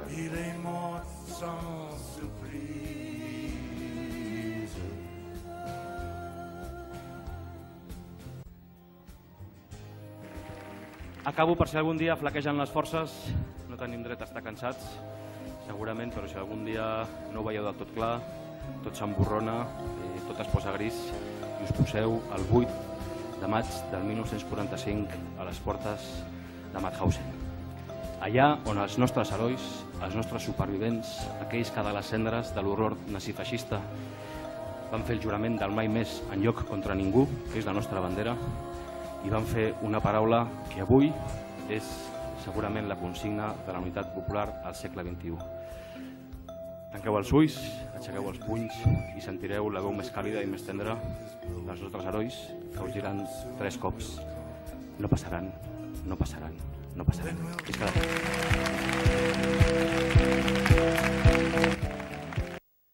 Esa era a voz de Millán Fernández. A entrevista completa podela ver en Irmandade TV. Sara Torreiro, moi boa noite. Moi boa noite. Sumache hoxe unha mesa animada. Bueno, espero portarme mellor que Antón e facerche máis caso. Sí. Perdín autoridade totalmente hoxe. Sí. Hola, Millán. Moi boas. Que tal? Ben, aquí estamos. Bueno, pois voulle dar a palabra. Foi acalorado Foi acalorado. o debate. o de antes. Bueno, pois voulle dar a palabra a Antón, que continuamos. Sobre que? Sobre o tema de Cataluña. Bueno, eu creo que... Tiñas moitas cousas que dicir, Antón, antes. Sí, pero non sei, eu repito que o meu escenario é ese. Eu creo que eu insistir en que hai que recordar que en Cataluña é un tema nacional moi compartido desde Unión, que ten un segmento independentista, hasta sectores do PSC amplios. Eu teño amigos do PSC que son moi catalanistas. E que... Por reforzar iso, estivemos o sábado pasado no acto de Esquerra Republicana e non só estaba o conselleiro do PSC, Ernest Maragall, sino que tamén estaba o actual dirixente, membro da executiva do PSC, Fabián Moedano. Que van a expedientar por iso. Que van a expedientar por iso, pero... Claro, pero quero dicir que... Parece que Esquerra colle ese espazo un pouco do PSC. Teñen a sabiduría, repito, sempre a sociedade civil realmente frecuentemente presente sempre ten unha palabra vacía, unha especie de comodín que se utiliza. Pero en este caso, é un dos raros casos en que é verdad e que é un fenómeno extraño en España e extraño en Europa en este momento. E que en ese sentido ninguna das forzas políticas catalanas están condicións, non é Ibarreche, non é unha cousa de superestructura, é un proceso que ten raíces moi fondas, que está de moi lonxe, que ven da propia historia de Cataluña, porque se trata de fillos e netos e bisnetos, é dicir, eu conocían desde antes do capitán Moragas, que foi dos que combateu en 1714, o que foi decano de xornalismo de Barcelona, hasta, quer dizer, que estas cousas non pasan en vano, hasta fillos anarquistas, etc. E despois que o proceso último, nos últimos, desde Andando, todos concretamente, foi o que desencadenou o proceso. Antes, hai que recordar que xa Puyol decía que o Estatuto se viña corto a Cataluña, pero desde Aznar II houve un proceso que foi sinalizado e que ten que ver cos medios de comunicación, que ten que ver cas redes asociativas catalanas, que ten que ver con eso que chamamos vagamente sociedade civil e que está en gran medida moi retroalimentado, repito, pola peculiar cerrazón, na miña opinión, incomprensible das élites españolas, porque resulta que na súa... Vou aproveitar ese último que acabas de dicir para trasladarlo a Olalla, a cerrazón do Estado. É a cerrazón do... Non hai outra para os catalás. Era o que eu comentaba un pouco ao comezo, non a posición que está a manter o Estado español xa non de negativa, non? O primeiro era como querer poñerse unha venda nos ollos, aquí non está pasando nada, o que falábamos antes que obrigou de alguna maneira a que o Parlamento de Cataluña, tamén as organizacións políticas que adoptaron a decisión de convocar ese referendo pola autodeterminación o día 9 de novembro deran o paso, non? De lanzar a pregunta e tamén a data para intentar poñer en xaque e que o Estado tivera que moverse. E agora estas ameazas encubertas, de alguna maneira, así o están deixando claro que farán valer o peso da lei, dicía, me parece, algún representante do goberno español, empregándose esses instrumentos xurídicos dos que contaría, a comezar pola propia Constitución española e o Tribunal Constitucional para impedir que se celebre esa consulta.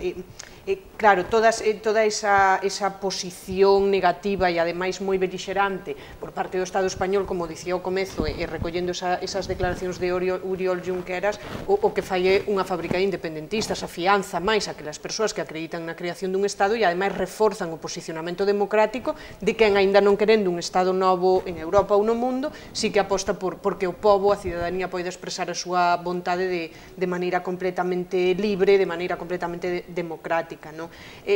Logo, traendo un pouco a colación o que comenta Antón, xa traendo tamén un pouco a realidade nacional e social e política tamén da Galiza, pois é evidente que nós temos aínda por normalizar un pouco un país, pois a comezar por iso, pola realidade mediática, non?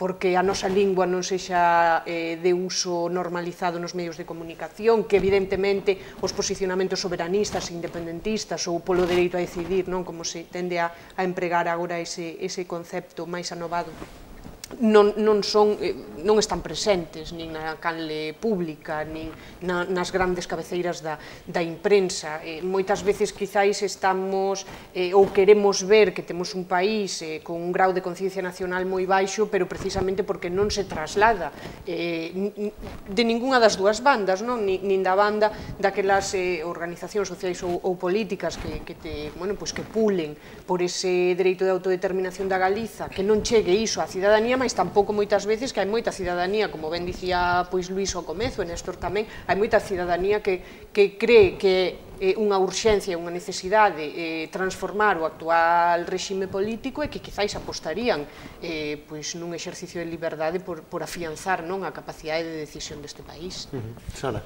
Curiosamente, outro día saía falando Herrera de Miñón, un dos pais da Constitución, e dicía que a consulta podería ter cabida na Constitución sempre que emanara dunha vontade por parte das dúas partes interesadas, non?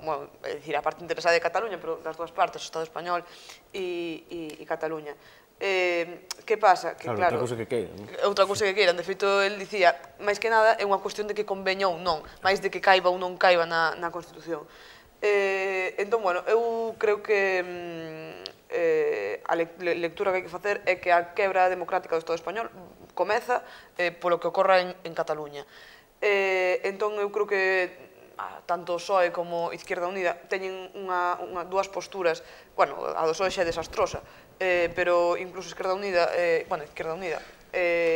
podería ser moito máis partidaria da consulta. Queren que se faga a consulta, pero creo que poderían mostrar unha actitude máis de apoio.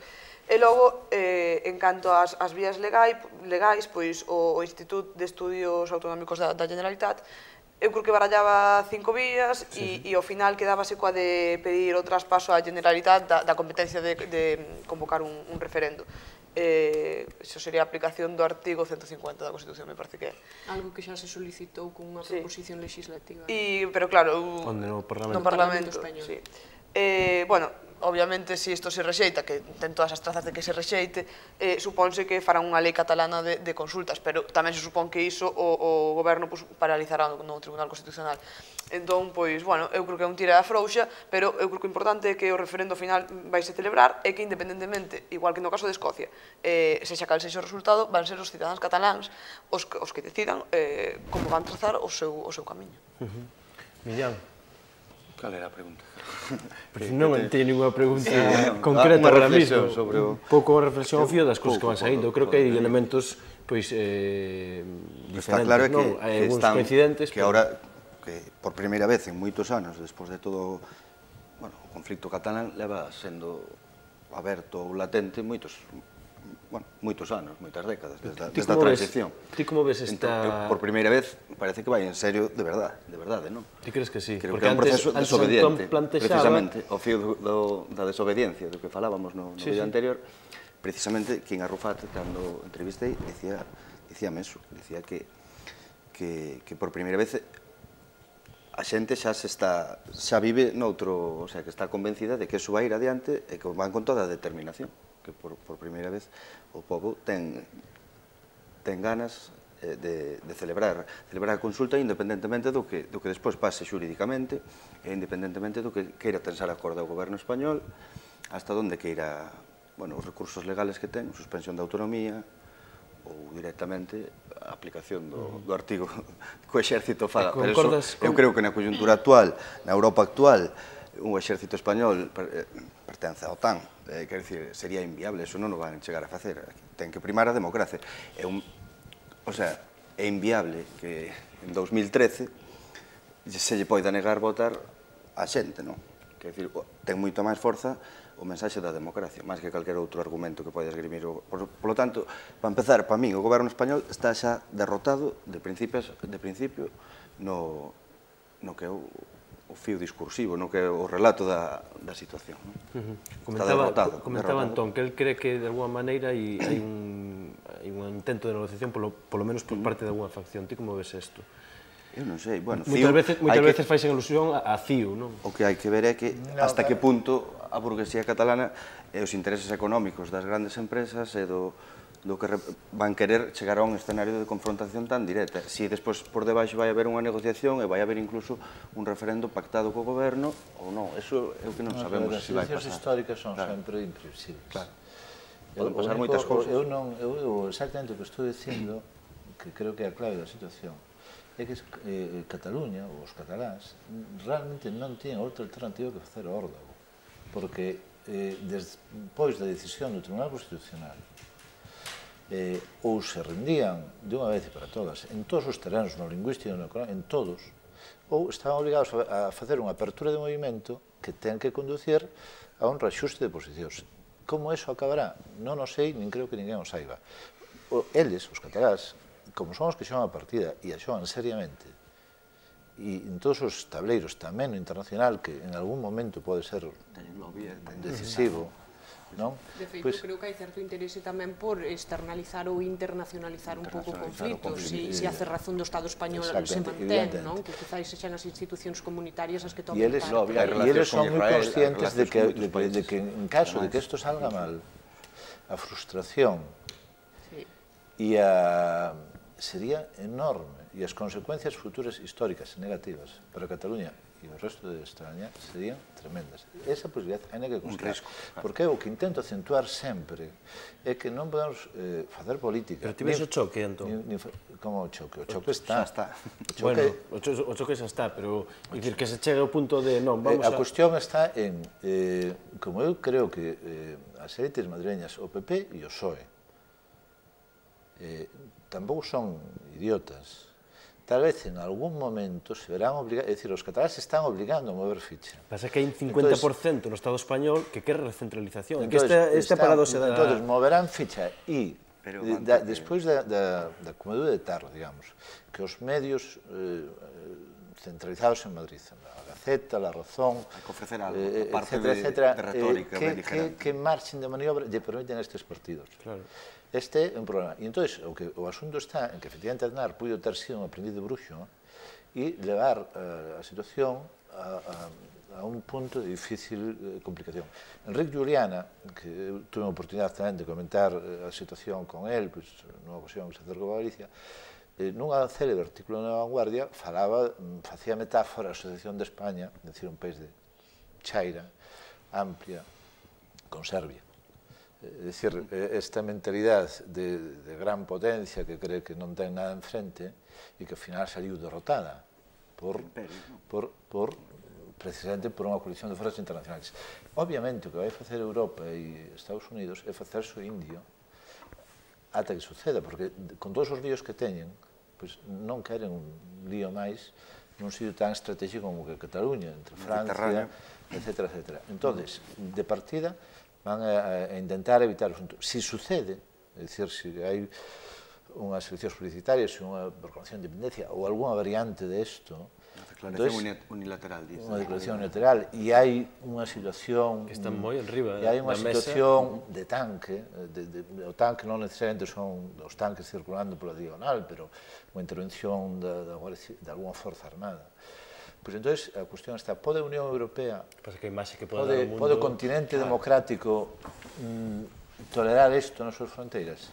E cal é o mundo... España, a prima de risco, todo, non se pode permitir dar esa imaxe ao mundo. E o caso escocés e o mundo anglosaxón, cal é... Estas son as variedades, pero hai que, e repito, isto é algo que hai que disociar tamén da cuestión do régimen borbónico, de non sei que, porque hai que recordar que ese tema da independencia de Cataluña está protegida por forzas que algunhas teñen relacións cos partidos europeos que son non só de Alinque, sino tamén os socialistas liberales, as forzas dominantes en Europa. E é obvio que se a situación chega a un punto determinado, ese factor ten que entrar en xogo. Bueno, temos que fechar o tema de Cataluña porque hoxe houbo unha noticia, Cámara 1, aquí estou, houve unha noticia importante que Martiño Noriega deixa as súas responsabilidades no Consello Nacional, é así o órgano de Anova, non, Millán? Na coordinadora. Coordinadora nacional. Bueno, quería pedirvos un pouco unha opinión sobre o tema, porque nos últimos tempos en Anova ten habido certas turbulencias, non? Sara, como vestí este anuncio de deixar os cargos por parte de Martiño? Para min, Anova, na súa última Asamblea Nacional, tivo un fallo grande que foi non pular máis forte pola disolución das correntes internas. Xa había un precedente, que era o Bloque, onde se produciu un choque de trens entre as tres correntes máis fortes que había, a UPG, o Encontro Mandiño e máis Galiza, que levou ao colapso da organización.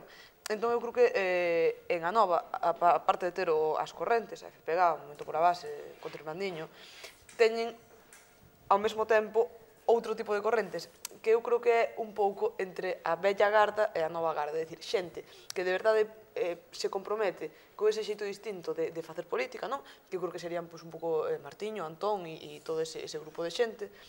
E logo está a vella garda, que eu creo que ten máis unha concepción burocrática do partido, non? Como aparato e todo iso. E logo, eu creo que tamén teñen a cuestión dos militantes que apostan fortemente por fortalecer a Nova e aqueles que están máis por aí, non? Como suxeito xa.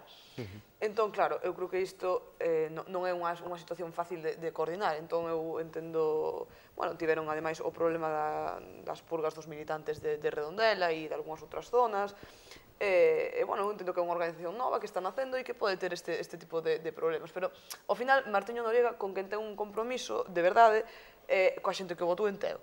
Entón, en canto a iso, se non se ve con ganas de seguir coordinando este tema, eu vexo unha decisión lexítima. Bueno, repito, creo que o seu débese á cidadanía de Teo e seguirá, supoño, traballando como militante de base. Millán, como vesti esta noticia que coñecimos hoxe? Bueno, viñase falando... Bueno, que viñase falando, non, estes días? Ben, eu, para min, pareceme total respeto á súa decisión. Martiño é unha persona moi importante dentro de Anova. Eu creo que el manifestou a intención de seguir militando, de seguir traballando noutro ámbito, non aí nas tarefas que viña desempeñando. E sí que é certo un pouco que apunta Sara, que en Anova creo que sí que conviven dúas tradicións ou dúas formas de entender a política, unha máis similar ao que viña sendo o BNG, non? Estruturas un pouco máis jerárquicas, máis burocráticas, tal, e outra que é o que representa, digamos, Martiño, máis con vocación de máis simbiose cos movimentos sociais, máis estar máis aperturista, máis de grupos colexiados, máis unha concepción, digamos, máis horizontalista, ou por dicirlo así, eu creo que é o que representa el. E ademais, eu creo que ele ademais é dos que aposta máis por manter AGE, porque ese encontro entre a esquerda federalista, e que sí que respeta o dereito á autodeterminación, ou así manifesta nos seus estatutos, despois non sei na práctica, e as forzas independentistas da Nova, o sea, unha forza independentista como é a Nova, pois mantelo hacia o futuro, porque resultou ser unha fórmula de éxito, polo menos electoral. Despois, sí que o espacio social sigue estando aí potencialmente, pero hai que, en todo caso, Martiño creo que é dos que aposta por potencialo e por, bueno, en fin, que tomou esa decisión e hai que respetala. Olalla. Nada máis. Pois era unha noticia que nos sorprendía pola mañán, non ao mediodía aproximadamente, foi cando os medios de comunicación coñecimos a noticia, aínda que xa se viña cheirando desde os pasados días. Ademais, había fortes rumores, non? E así o confirmaban tamén de distintas fontes que isto podía acontecer. Eu creo que o que evidencia, non, a saída de Martiño Noriega da primeira liña da organización como responsável como coordinador nacional, non, e membro tamén da permanente, porque el demitía tamén como membro da permanente, é que se están dividindo un pouco ou se están polarizando as opinións e as estrategias dentro da propia organización. A pouco máis dun ano da súa constitución, falábase aquí da vella ou nova garda política, pero eu creo que sobre todo é cal é a estrategia e o camiño que vai a seguir a Nova. Eu creo que iso é o que se está a evidenciar, non? Dunha banda, banda un núcleo que dentro do que estaba Martiño Noriega, que evidente aposta moito por reforzar e por darlle un contido propio á Alternativa Galega de Esquerda. Tamén coñecíamos nos últimos, porque leva vendo moitos movementos, non? Coñecíamos a través dun membro da coordinadora comarcal en Ourense, con motivo do que estaba a acontecer con Carmen Iglesias Sueiro, que había unha parte da organización que non permitía, por exemplo, que se organizasen actos públicos coas siglas de AGE de maneira conxunta entre a militancia da Nova e a militancia Esquerda Unida. O que se ve que evidentemente hai unha loita interna por se hai que afondar na coligación, se ademais habería, quizáis, que camiñar cara unha confluencia, como o propio Martiño recoñecía nesa carta de demisión, non? Isto era unha urxencia, dicía el, non unha estrategia, non era unha cuestión conxuntural, senón que eles acreditan que esa fronte ampla debe dotarse dun contido político e xurídico propio, e hai outra facción, non nos resolveu aquí Luís se el se sitúa nese outro lado de existir, non? Que isto é unha opinión propia, pois ese outro que quizáis segue acreditando máis en que a Nova ten que gozar dunha soberanía propia e quizáis promover ou procurar outras alianzas estratégicas, por exemplo, nese albo das eleccións europeas. Un dos argumentos de Martiño, que eu creo que é moi potente, e que sempre repite, é que mentre Roma arde, nos estamos enleados en estas cosas. El que acredita na fronte ampla, non? Pero que é así de certo. Están nos roubando a democracia. Non podemos permitirnos estar en luitas cainitas evidenciando o que Néstor e Luís Eire estuveron antes aquí. Por iso eu estou de acordo coa súa posición, quero dicilo aquí claro. Antón, perde folgos a Nova con isto? Vamos a ver... Con todo isto, digo. Sí, a discusión entre Néstor e Luís Palleiro era en realidad sotoche acerca das alianzas europeas, en realidad, e, por tanto, da definición estratégica da Nova. Hombre, a mí me parece obvio que si tú vas con Esquerda Unida para o Parlamento Autónomo, que aparentemente para o nacionalista é máis importante, pero eu non vexo por que non vas a ir nas eleccións europeas. A mí non se me alcanza. Me explicarán, pero non se me alcanza, francamente.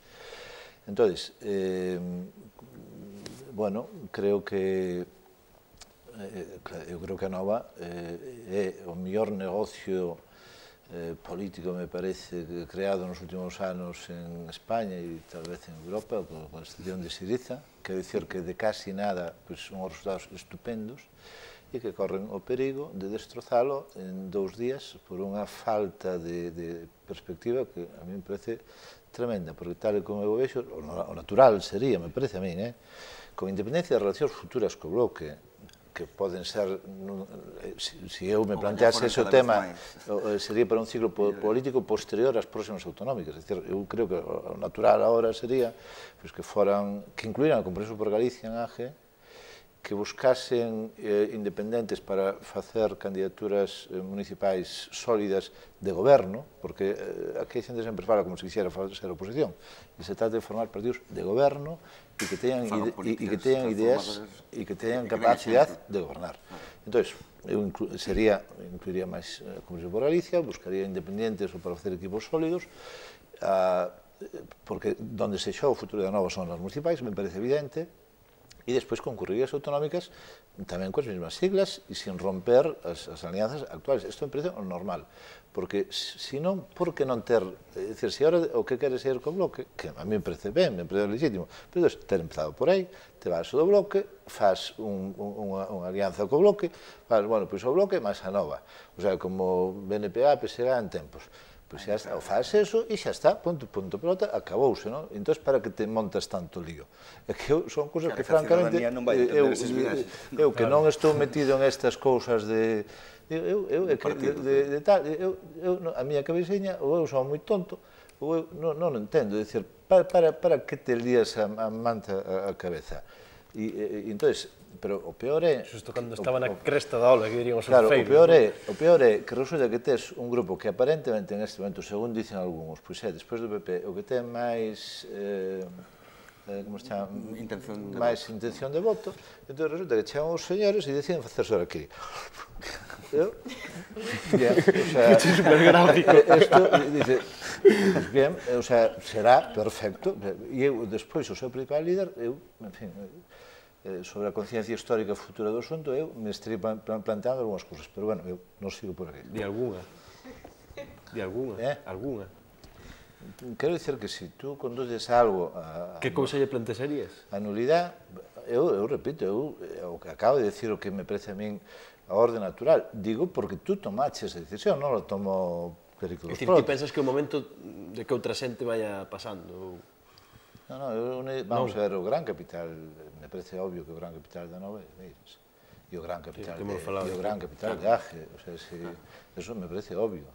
Ahora, eu só digo que sería triste, me parece a min, isto, pois eso, suicidar algo, pois precisamente cando está no pico. É que me parece absurdo, non? E ademais me parecen complicacións bizantinas, porque, repito, non tuveras empezado por aí, é que nadie te obligaba a ir con Esquerda Unida. Sara, para pechar, que xa está por aí o Vítor Xadás, todo isto. Un pouco na liña do que apuntabas ti, de falta de visión estratégica, non?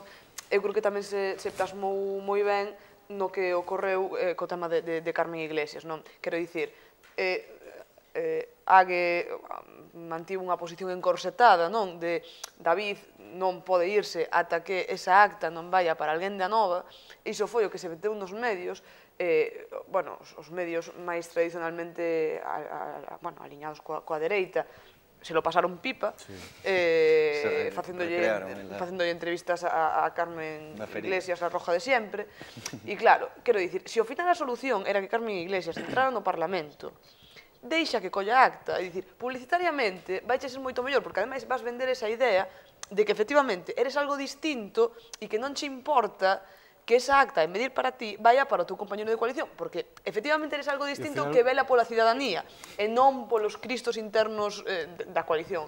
Entón, eu creo que eses erros de estrategia, igual cos que comentaba el, este é outro dos que se evidencia. Pero tamén é certo que, unha coalición moi nova e supoño que dos erros hai que aprender, pero é o que di el, de dicir a ver se van suicidar desde a cima, non?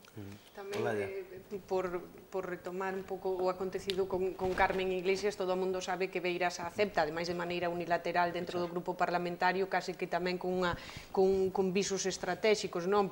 Diluíla como un azucre era máis doado que aguantar unha deputada con un grupo mixto de 60.000 euros de orzamento que durante 4 anos, que é o que resta de legislatura, pois sería nocivo para o propio grupo, máis evidente, porque ademais o acordo do Consello Político de Esquerda Unida do pasado xoves, se non me lembro mal, tiráballe das orellas o propio Beiras dicindo que eles non estaban de acordo, porque ademais seguía adiante ese proceso de expulsión a Carmen Iglesias Oeiro, evidentemente por incorrer nunha vulneración dos propios estatutos da organización e dos acordos adoptados entre as distintas forzas da coalición.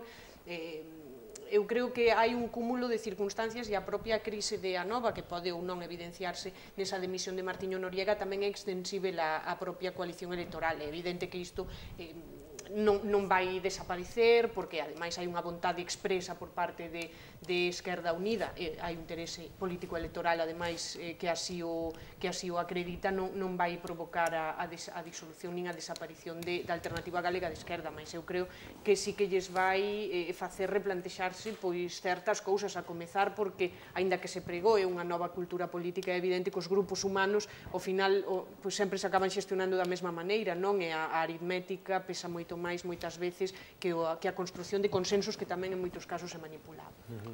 Millán, antes de darche a palabra, anda por aí o Vítor Xadás, entón deixame despedir como se merece Antón, que eu penso, que o último programa, estaba pensando eu, que eu penso que foi o máis atrevido de todos estes meses a hora de defender brevemente a súa posición. O sea que... Estou me inventando un premio sobre a marcha e douche ese a ti. Pois moitas gracias por o premio, pero a verdad non tiña a menor intención desta perda de... Eu creo que lle facía falta tamén ao debate de Irmandad de TV un pouco de vehemencia que xa comezásemos aquí a axitar a propia mesa e saírnos deses marcos ríxidos. Sí, sí. Eu penso que tamén, que moitas veces durante estes meses fomos excesivamente rígidos, pero bueno, estamos aprendendo todos. Entón, bueno, Antón, ademais ti que eres tan tranquilo, non? Sempre tan... Sí, eu non, isto creo que é a primeira vez que me pasa. Bueno, pois, cando queiran os do control técnico, pois que traigan a Vítor Xadás, porque eu, desde aquí, pouco podo facer. Millán, a ver, para ir fechando. Seguir co que, por a línea que dicía ela, sí que o afer de Carmen Iglesias sí que puxo sobre a mesa certos, bueno, rompeu o halo que tiña de ser algo novo a coalición, non? E sí que desa oportunidade que plantexaba a marcha de David Calviño, de que ademais quedaba ben, de unha persoa que non se aferra ao cargo... Eu penso que o relato Millán era, o sea, cando se meteu en su momento era magnífico, dicir, mira este señor que se dedicaba a política, non se aferra, vai o seu traballo... E todo se torceu, hai que reconocer que sí que se desinflou un pouco o tal, pero bueno, son cousas que pasan no día a día. Despois, por retomar o de Martiño, eu retomo as palabras de Martiño, é dicir, Roma arde. Entonces, todas estas cosas que estamos debatindo de partidos, partidiños, Carmen Iglesias, el Parlamento, lo outro, a xente non lle importa un carallo, con perdón. O sea, haise que plantear seriamente o que se vai facer, non só a nivel partidario, a nivel da loita social e a nivel de que estamos perdendo a democracia. Entonces, temos que poñernos en serio con isto. Algún día, ou é que nos vamos al carajo. Non. A miña dúbida é que lectura se fai... Que lectura se fai do comportamento de Martiño Noriega, por outra parte, non? Porque irse así, anunciando a bombo e platillo nas redes sociais, e demitir nun momento onde ademais estaban no punto de mira dos medios de comunicación, que era moi difícil mirar para outro lado, aínda que houbo quen... algún medio digital o intentou, non? Que leitura se fai dese comportamento se esa nova política e cultura política que el pregoa non racha un pouco co comportamento que está a manter, non? Porque irse case que dinamitando tamén ou poñendo en cuestión a súa propia organización, pois lembra máis a outras épocas. Eu creo que simplemente se retira por a outra línea, pero por... Bueno, é unha decisión persoal, eu creo que hai que respetala, tampouco hai que velo tan así, el mesmo fala, hai que velo sin dramatismo, sí que se evidencian dous posicionamentos, pero non pasa nada, non morreu naide. A vida sigue, el vai seguir sendo un político, vai ser un referente da nova sempre. Claro, precisamente eu creo que isto que fixo o reforza máis como líder, non só internamente, sino fora da nova, que é o que interesa. A sociedade que está pendiente tamén, pouca, pero algunha está pendente do que acontece en Agen, a Nova, tamén no nacionalismo en xeral, incluído o BNG e todas as forzas, ve a Martiño como que é unha persoa que, bueno, pois é consecuente neste aspecto, non sei. Ti ves máis líder? Eu polos comentarios que lín por aí tamén, Sí, eu penso que pode ser algo que o legitime, non? Dicir, bueno, pois non estaba a gusto e dimito, non me aferro aos cargos, tampouco teño esa cultura e dedico ao meu concello, e ademais é que eu sigo pensando eso, el vai seguir sendo un referente, non? Eu creo que, bueno, sí, pois eu sigo vendo como, aínda que deixara o cargo, sigo vendo a Martiño como suceso de Beiras, non? E, bueno, creo que non muda a percepción que hai de... Bueno, Vítor, me parece que vas ter que vir aquí, onde a min, porque a Cámara 3, non sei que lle pasa, que non... Pero achégate onde a min. Vamos. Que vamos estar aquí... Vamos así cariñoso con Millán. Oxe, que camiseta trae. Con Millán. Non temos por que non selo. Claro. Bueno, que estou vendo que cabemos 6, casi, casi. Apretadillos, pero que veríamos 6. Aí andamos. Para o que ven. Si, para o que ven máis xente, non? Si. Bueno, pois... A ver, Vítor. Veño coa actualidade, veño coa actualidade, pero a actualidade a medias, porque traio solo asuntos da consulta catalana, porque foiseme o aborto, foiseme Martiño Noriega, foiseme a independencia de Igueldo, que tamén é outro tema a tratar, independencia tamén, non? Foiseme todos estes temas e a política galega en xeral. E traio algún chíos así de Quen Andaluz que di que se ao final se fai a consulta xa me vexo ao PP empadronando os seus 800.000 filiados en Cataluña. Se tan real que pode facer o PP ou non, un pouco de broma, mas... Unha reconquista, é unha reconquista. Home, non referéndum, pero presentárase, penso que foi nas primeiras eleccións catalanas, o Partido Socialista de Andalucía, presentarse en Cataluña. E tiveron un escano. E tiveron un deputado. Claro, porque hai moito... As comunidades andaluzas é impresionante. Claro. Pero, curiosamente, é independentista. Están logrando que se sume o independentismo. Isto comentábamos... Pero se incluso hai unha plataforma creada... Súmate, chamase. Si que ainda atacaron outro día uns nazis. Os nazis, sí.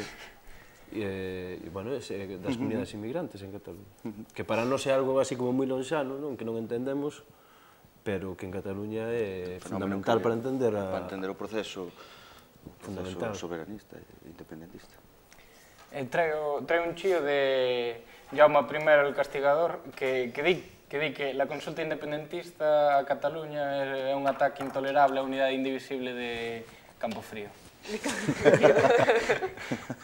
Pola campaña esta que fixeron de acto extranjero ou algo así, o sea, non a vin, de feito non, de feito ainda non a vin, pero polo que me comentaron é terrible. Lamentable. E sigo con chío de Acero Soviético, un tuiteiro catalán que tuitea en castellano e que é un tanto gracioso, teño que deixar claro, que di que agradecemos a lucidez de muchos que anticipan que la consulta non se realizará. Gracias, chatos. Non sei se é tan viable ou non que a consulta non se realice ou non... Que se non é autorizada, a quen lle priva de que nun colexio electoral monten mesas, nun colexio electoral que pode ser, non ten por que ser un colexio físicamente como cando é legal, sino unha consulta nun pobo, podese facer, quen che vai privar de facer unha consulta? Outra cosa que iso teña efectos... Por aí estou totalmente de acordo. Ao que comentaba o Víctor, home, eu o que vin de alguma maneira é que... A ver, non teño claro se vai haber consulta no que ven ou non, pero sí que penso que os cataláns ou estes partidos fundamentalmente van decidilo en función dos seus intereses, porque desde logo a porcentaxe na poboación e o apoio na poboación teríano para convocalo, incluso para levar xente aos colexios electorais a defender as urnas e moitas cousas máis. Autoorganizarse. Pasa que eu penso que ao final van ser pragmáticos e probablemente escollerán a vía que mellor lles vaya, porque se ao final o Estado non lles permite facer a consulta, pois dirán, pois veña, vamos ás eleccións, cun programa de declaración legal de independencia e se somos o 51% no Parlamento, declaramos. E esa foi a ruta de moitos e moitas. Sigo cun chío de Sabino Arana que fala sobre a negativa do Goberno Central a esta consulta e di que se Rajoy dixo que a consulta non se fará, está claro, a consulta farase, Rajoy tomará parte na organización. Porque todo o que dice sempre, cada vez que falan os do PP hai que entender o contrario. Xusto, pero ademais xustiño. Matemático. Rajoy di unha cousa e é totalmente a contraria.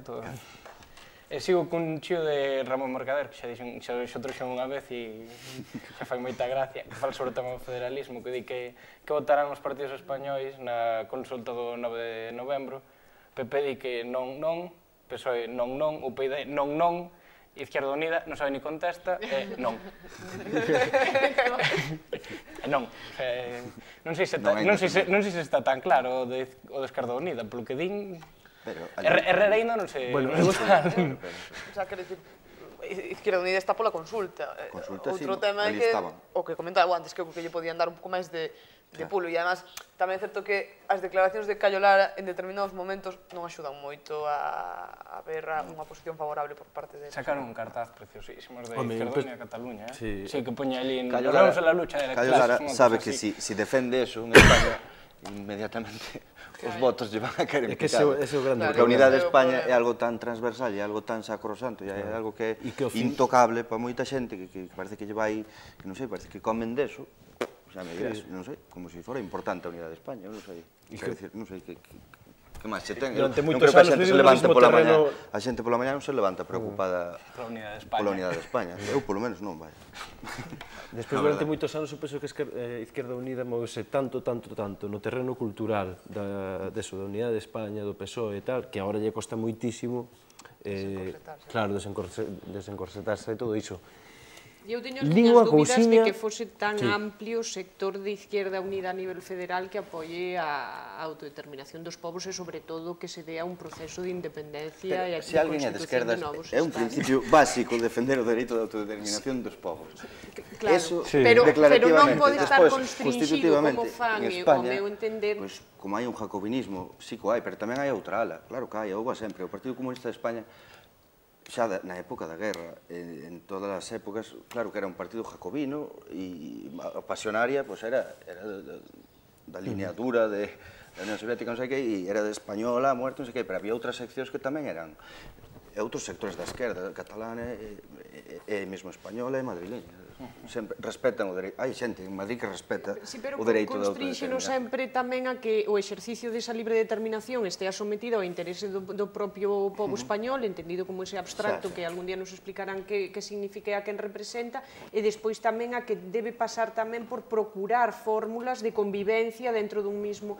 É dicir, o exercicio do dereito de autodeterminación pasa porque non pode poñerse ningún límite, ni ningún prexuizo a que o resultado sexa ou non a independencia, a constitución dun novo Estado. Entón eu aí vexo a Esquerda Unida que intenta bogar porque sabe que ademais en determinados territorios lle interesa manter esa arma de dobre gume, esa vía aberta, non como pode ser a Galiza precisamente, non? Aquí xoga con esa dobre aspiran a un Estado federal, pero claro, e o federal é unitario. Claro, é como magnánimamente dicimos que sea unha federación, pero non, isto está moi claramente, para ser federación, ten que partir da libre vontade das partes, e para iso, polo menos un segundo... Comentaba o Villartrillo outro día, aquí. Claro, é o que dicían, polo menos un segundo tens que ser independente.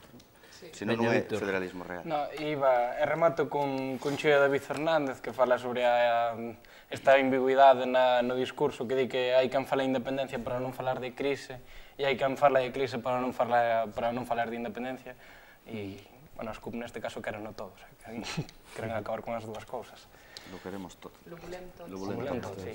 No, pero ademais, e isto é un apunte ao final, que nas redes sociais a nivel español non tiñan tan, o sea, descoñecían totalmente que Mas fora tan ambiguo no seu discurso, porque decían, joder, Mauro, que referencia a decir que sí, o sea, pero se ya iba a decir que sí, era en plan de, no, o sea, non está tan claro que Mas dixera que sí, ou que Herrera diga que sí, ou non sei.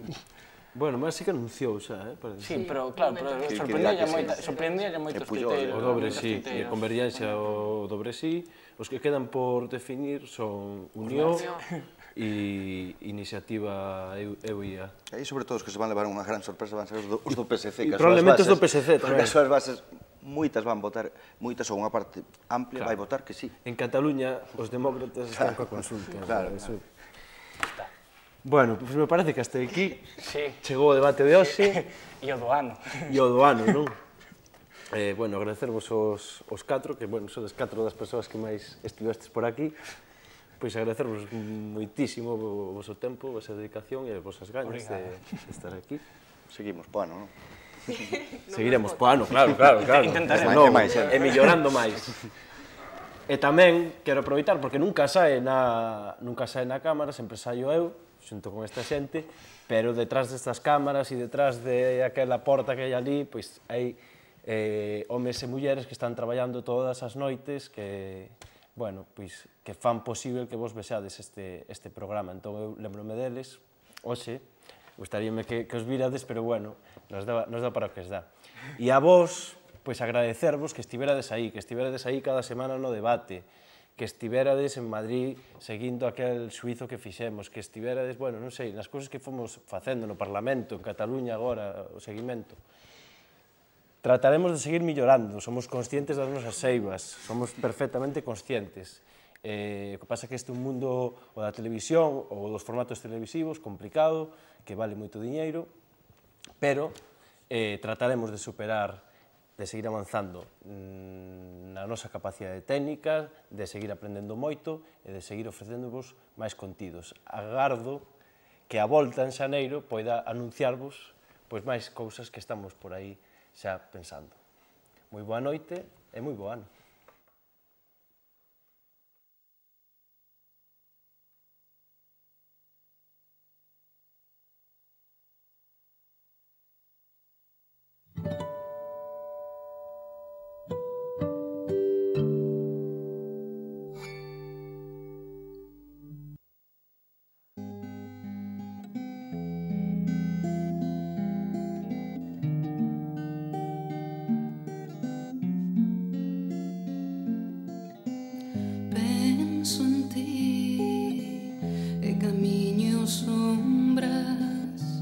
Debido a no salgueira asolagado. Penso en ti e camiño sombras de bidueiras no salgueira asolagado. Tal vez a vida me sexa agradable e a rede sea agonía e no sol por da tristura non me devore a tua ausencia, ainda que acabe a vida, o meu amor xa máis termina. E alá onde quera que morra, o meu corazón voará cara a terra. E alá onde quera que morra, alá onde quera que morra, o meu corazón voará cara a terra. Penso en ti e camiño sombras de bidueiras no salgueira asolagado. Penso en ti e camiño sombras de bidueiras no salgueira asolagado. Penso en ti.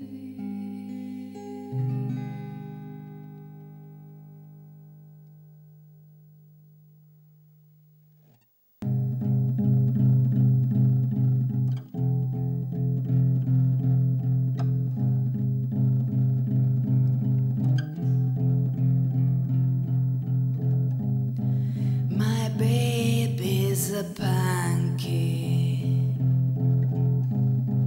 and I hate pancakes. My baby's a pancake, and I hate pancakes. The magic is a game. His magic is a tale. His magic is in his eyes. Only when he's on a high. My baby's a pancake, and I hate pancakes.